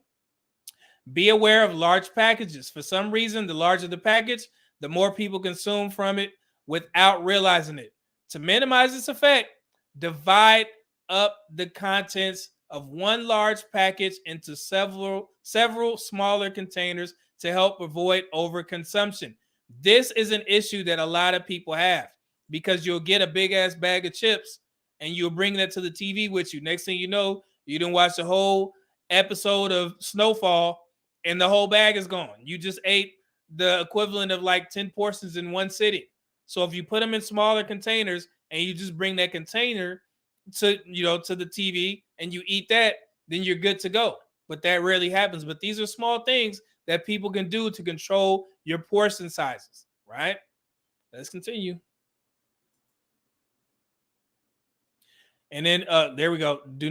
Don't eat straight from the package. Instead, serve food in a small bowl or container. Yeah, never bring that package with you. All right. Portion control when eating at home. To minimize the temptation of second and third helpings when eating at home, serve the food on individual plates instead of putting the serving dishes on the table. Keeping the excess food out of reach may discourage from overeating. So I don't know if people eat meals like this, traditional meals like this. Back in the day when I was younger, my mother, she would set the table and she would bring all the food out and we could just, dip and get what we needed right there at the table. But that's where that overeating, the conditioning of overeating starts because the food is right there within your reach. What they're saying, or what I'm saying, is basically to leave it on the stove, fix your plate, and then bring it to the table or wherever you eat. Or when you fix your serving sizes, why don't you go ahead and put it in Tupperware and put it in the refrigerator so you won't keep going back. And also, I would say get you a scale, a food scale. I have one in my kitchen right now. I weigh my food out. 8 to 10, ounces of protein. Every real meal that I eat, 8 to 10 ounces of protein. And then I cut that in half with the carbs, 5 ounces of carbs. So that's why I'm able to eat French fries, baked potatoes, white rice, because I make sure that our portion, my portion control is spot on. And that's where a lot of us fail because we get too, our serving sizes are too big. So let's continue. I got a couple more. Bring that up. So, portion control when eating out. Many restaurants serve more food than one person needs at one meal. Take control of the amount of food that ends up on your plate by splitting an entree with a friend, or ask the wait person for a to-go box and wrap up half your meal as soon as it's brought to the table. This is one that can be done very easy. If you go to a restaurant, you order something and it's a big portion size, tell them to bring that to-go box before you start eating, so you can go ahead and portion that out. I'm not telling you to bring a scale to the restaurant and things of that nature, but you may be eating you may be eating a meal for two. Let's just put it like that. And also, when you guys drink those 16-ounce sodas, that's actually 2 servings, because I think most of them they calculate it by 8 ounces. That's a cup. So that's how much you're supposed to drink when you have like a soda. Even Coke Zero, if you drink that too much, that can become detrimental to your health as well. However, if you drink Pepsi or Coke or something like that, and you get that 16 ounce, that's actually 2 servings. So you need to go ahead and split that up. Let's see here. I got 2 more. And I'm going to clip this up so you guys can have these tips readily available. Portion control in front of the TV. When eating or snacking in front of the TV, put the amount that you plan to eat into a bowl, as I stated before, instead of eating straight from the package. It's easy to overeat when your attention is focused on something else. Absolutely. You're going to watch, how long is Snowfall? Snowfall about an hour, right? And you didn't eat the whole bag of Lay's? Lay's are good, actually, but you got to watch those. What's that, their old slogan? You can't just eat one. I think I may be showing my age here, but that used to be their tagline. And they're absolutely right. Lay's are a good potato chip. And then, I know we heard this one before, spoiling your dinner. We learned as children not to snack before a meal for fear of spoiling our dinner. Well, it's time to forget that old rule. If you feel hungry between meals, eat a healthy snack like a piece of fruit or small salad to avoid overeating during your next meal. And I know one of the biggest things in these spaces now is fasting. A lot of people don't eat until a certain period of time in the day or at night. But this is just for people who eat traditional meals like 3 times a day. If you get hungry in between meals, yeah, go ahead and get you, a bag of sunflower seeds, low sodium, get you some, some cashews, some walnuts, some peanuts, fruit. That can help curb your appetite until the next meal. But just make sure you have this stuff readily available. What tends to happen, and this particularly happens with people at work, they don't bring the snacks to cover those cravings that you have in between meals. So let's say you had breakfast, a great breakfast, and then you're trying to make it to lunch, but you don't have any healthy snacks readily available. So what do? You go to the nearest vending machine, you grab a Snickers or whatever the hell else they got in there, some chips, and now you just messed up your whole diet. So if you have those things readily available in the company kitchen or at your desk, then you can go ahead and curb your appetite with something healthy until it's time to eat lunch. Same thing for when you get off of work. So you had your lunch, and then let's say you go to the gym. You need to have those protein shakes readily available, or those granola bars, something that's healthy that you can eat to get you to your next meal, to your dinner meal, right? But people tend to fail because they don't plan for that. So what I'm asking you guys to do is go ahead and plan for it by bringing those meals to your desk, right? And also when you cook meals as well. And I'm a huge supporter of Factor. I share their commercial all the time. Is a great investment, guys. If you don't like cooking, you need to go ahead and get Factor. They meal prep for you. I used to have to do all this. I was going to say S.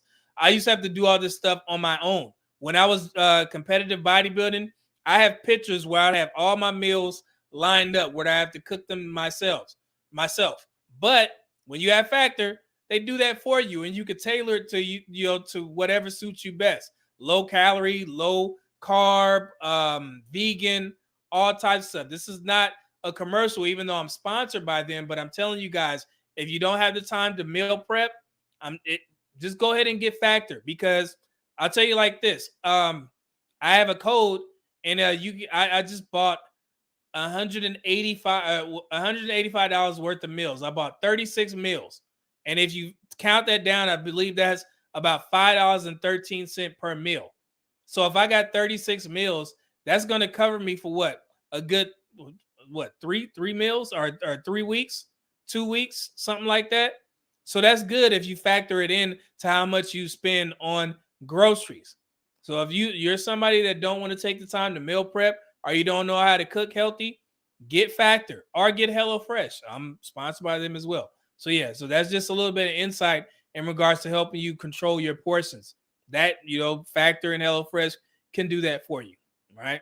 If not, go ahead and cook your own meals. That's good. That's a good way to make sure you watch your weight as well, because you don't want to be scavenging, doing the scavenger hunt for what you're gonna eat at the end of the day if you didn't meal prep or you don't have nothing readily available. Because when you go, you leaving the gym or you leaving work and you see that Chick-fil-A and you're like, man, I don't have anything in the house ready, so I'm just gonna go ahead and grab me some Chick-fil-A. Now you messed up. So you need to prepare and plan for that, right? So hopefully those tips help in regards to portion control. And that was a long show, but it was definitely worth it. Let me get to some of these chats before I get y'all out of here. Let's see here. One Titan said, one Titan said, when I was in Sicily as a child, we ate dinner, ate out landlord's house, and the meal was served in portions. Oh, that's good. That's a good way to start. Red Lord Sigma, Black Sigma 2 says, you can eat healthy food, just don't overeat and exercise if you have junk food in your diet. Absolutely. If you cheat on your diet, you need to go work that off in the gym. All right, and people, the benefits of walking, it does a lot too, especially if you're not a person that goes to the gym all the time. You need to start walking around your neighborhood. Get those steps in. Get you a Fitbit or an Apple Watch to count your steps. That helps as well. See, R. Robinson says, medium man, black women shame me, stating I'm fat, but I'm 5'9", 233, and look skinny. Yeah, man, like I said, I'm 5'8" and 3/4, and I'm sitting at 227 right now. I'm down from 232 because I'm cutting. But you probably somewhat like me. You probably in that gym and you keep yourself in shape. You probably have low body fat. So Jay Randomness Channel says, true story. My wife and I noticed the Thai ladies chips we buy from the Asian market have a warning label on it that says eat in moderation. The bags are only the size of vending machine bags, and that's how it should be. Small bags. Oh man, I forgot. Banzer Elite with a $20 super chat. Appreciate that, good brother. He said, I heard getting good sleep and drinking water will reduce your sugar and salt cravings. Eating once a day will shrink the size of your stomach. It won't necessarily shrink, but it will get rid of those cravings for you to eat. And also, good sleep and drinking water is a must. I promote that all the time. Every time I give young men advice in the gym when I'm at my gym, I always tell them, I know that you're excited to get those gains and you want to come in here and hit it every day, do 2 a day. But if you're not getting adequate sleep, you're not giving your muscles a chance to grow, because you already made those natural tears by pushing that weight, and then you make those natural tears in your muscles to make them bigger, expand. You need to eat well and you need to get some rest so you can get the muscles to grow.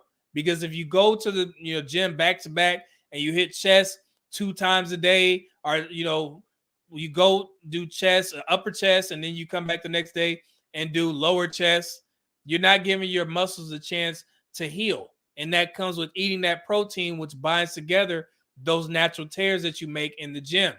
So you need to put that protein in between those natural tears so you can make your muscles expand. And the only way to do that is to rest. You need rest, and you need to drink water to get rid of all of those toxins that could possibly block nutrient absorption. That's why people say drink water, because you need to flush out all of those toxins so you can make way to absorb those good nutrients that you eat from the proteins and the carbs and the fruits and the dark green vegetables, things of that nature.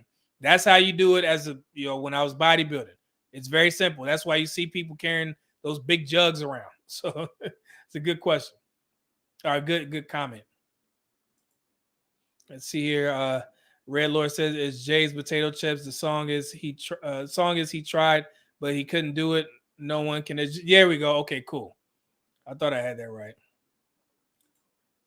I don't really like sparkling water like that, Jay. And the funny thing is when you're overseas, like I just got back from Germany, they always ask you, do you want still or sparkling? And I always say still because I don't like the taste of sparkling water for some odd reason. But some people like it. I've heard that it's a natural meal suppressant. It's a bunch of studies out there, and a lot of people prefer sparkling water. But me personally, I just don't like the taste. Like it's not for me. Darren says maybe off topic, but do you believe in the anabolic window where you eat within 45 minutes of completing your workout so you don't lose your gains? That's not. To be completely honest, I used to think the same way. When I was first, when I first started bodybuilding, I would run, to get my protein shake and get that, good carb, or get that good protein in.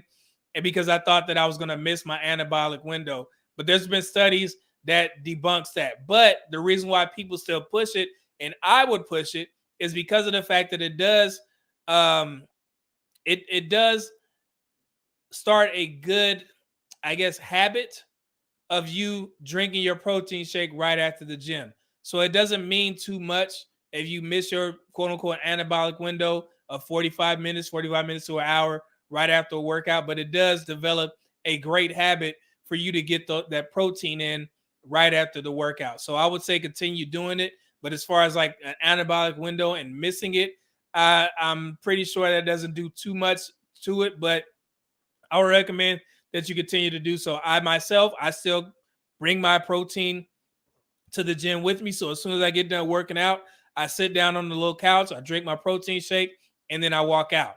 So it's just a habit. So it's not going to hinder or hurt anything that you're doing in the gym. But if you're already doing it, I would say go ahead and continue doing so. So that's my take on it. This is my opinion. K-Dot says black women have lower standards for white men. And that's I'm having a tough time researching that because there's not a lot of studies that talk about black women lowering their standards for white men. But I've heard this narrative in this space from black men a lot, and I've seen it from black women. Sometimes they don't place the same standards on white men that they would on a black man. And we know that this happens, but I can't quantify it like I want to. So that's why it's been really tough for me to get any information or statistics on that. But yeah, it is a discussion to be had because we see it happen in these spaces where, I see a lot of black women who are divestors. They'll champion like average looking white men but a black man can't do certain things that this white man is doing. Like one example was in New York, most people don't drive cars because it's a walking city. But when black women get with a black man, he needs to have a car. But if it's a white man, he can drive one of those electric bikes that you can pay for and he'll be good to go and still be able to date a black woman. I've seen that happen before, but that black man can't just have, riding his bike to and from the work because he's looked at as less than within the black community or amongst black women. So yeah, it's tough to quantify, but we know that it happens, right? So let's see here. Charles Chandler said, what protein shakes do you drink that I can try? Honestly, I just do the lean protein shakes from GNC. They come in the little blue bottles. The reason why I like the lean is because it's low in calories and they taste good and it's already pre-made. So you can go ahead and get those boxes. Actually, I'm low on mine. So tomorrow I got to go grab a couple of boxes for myself. And then when you go to GNC, you buy one box and you get the other one half off. So that's actually a great deal. So hopefully that helps. Cortez Smith, I even heard other black women admit it. Yeah, and like I said, I consider it to be true, but I really can't quantify it, which is, sad, but we know it happens. Mr. Me Too said, evening, guys and gals. What's going on? Mental Agility says, media men, do you think lack of physical education contributes to black women and their weight issue? No, because we were all predisposed to the same things, black men and black women in school. we all played in the yard when we were younger. So it's kind of tough to say, because when you put both black men and black women in the same socioeconomic position in regards to where they live, black men still tend to do better than black women in regards to physical fitness, because black men utilize the parks more than black women. They walk more, they play, basketball, whatever else, football. So that's where that's kind of it's kind of tough to say that black women weren't, they're it contributes, but we all grew up in the same places. So that's why I have a tough time listening to those arguments to where, hey, black women are overweight or obese because of this, but black men were right there with you. And black men are in shape more than most, we're in shape more than white men, Hispanic men. The only ones that beat us are Asian men. So it's kind of tough, man. See, you're missing me too. I was imprinted at the age of 13 years old by a black woman. She was 22. Okay. And then Roger Spice says, I wonder why black women do not make an active try for women. I think that's what that means. No, man, it all comes down to you as an individual. Like, I could say all this, and I could talk to black men about saying, oh, you guys may be dating overweight women. I mean, that it happens. I'm not saying it's the majority, but it does happen. And then also, when women want to lose weight, or if they're driven to lose weight, then they will lose weight. But like I said, if we continue pushing this narrative that you're good just the way you are, then there's no reason for these women to change, especially if they're getting male attention. So, I mean, it's just how the world works. If I'm still being fed, then why, do I need to stop eating? So it is what it is. So we'll go ahead and move on. We've been here for 3 hours. Sorry I kept y'all so long, but this was an amazing topic that we had to discuss. Hopefully you guys learned something and you take those solutions in regards to portion control. And also make sure that you do your part in regards to helping others. If you see somebody that needs help in losing weight, ask them in a respectful way. Because sometimes people just don't want to be called out in public. And you need to set them aside and be like, hey, I can help you, lose weight. If you need me to help you, make a diet or something like that. I mean, use your skills. If you've been in the gym, spread that information, right? Don't keep that to yourself.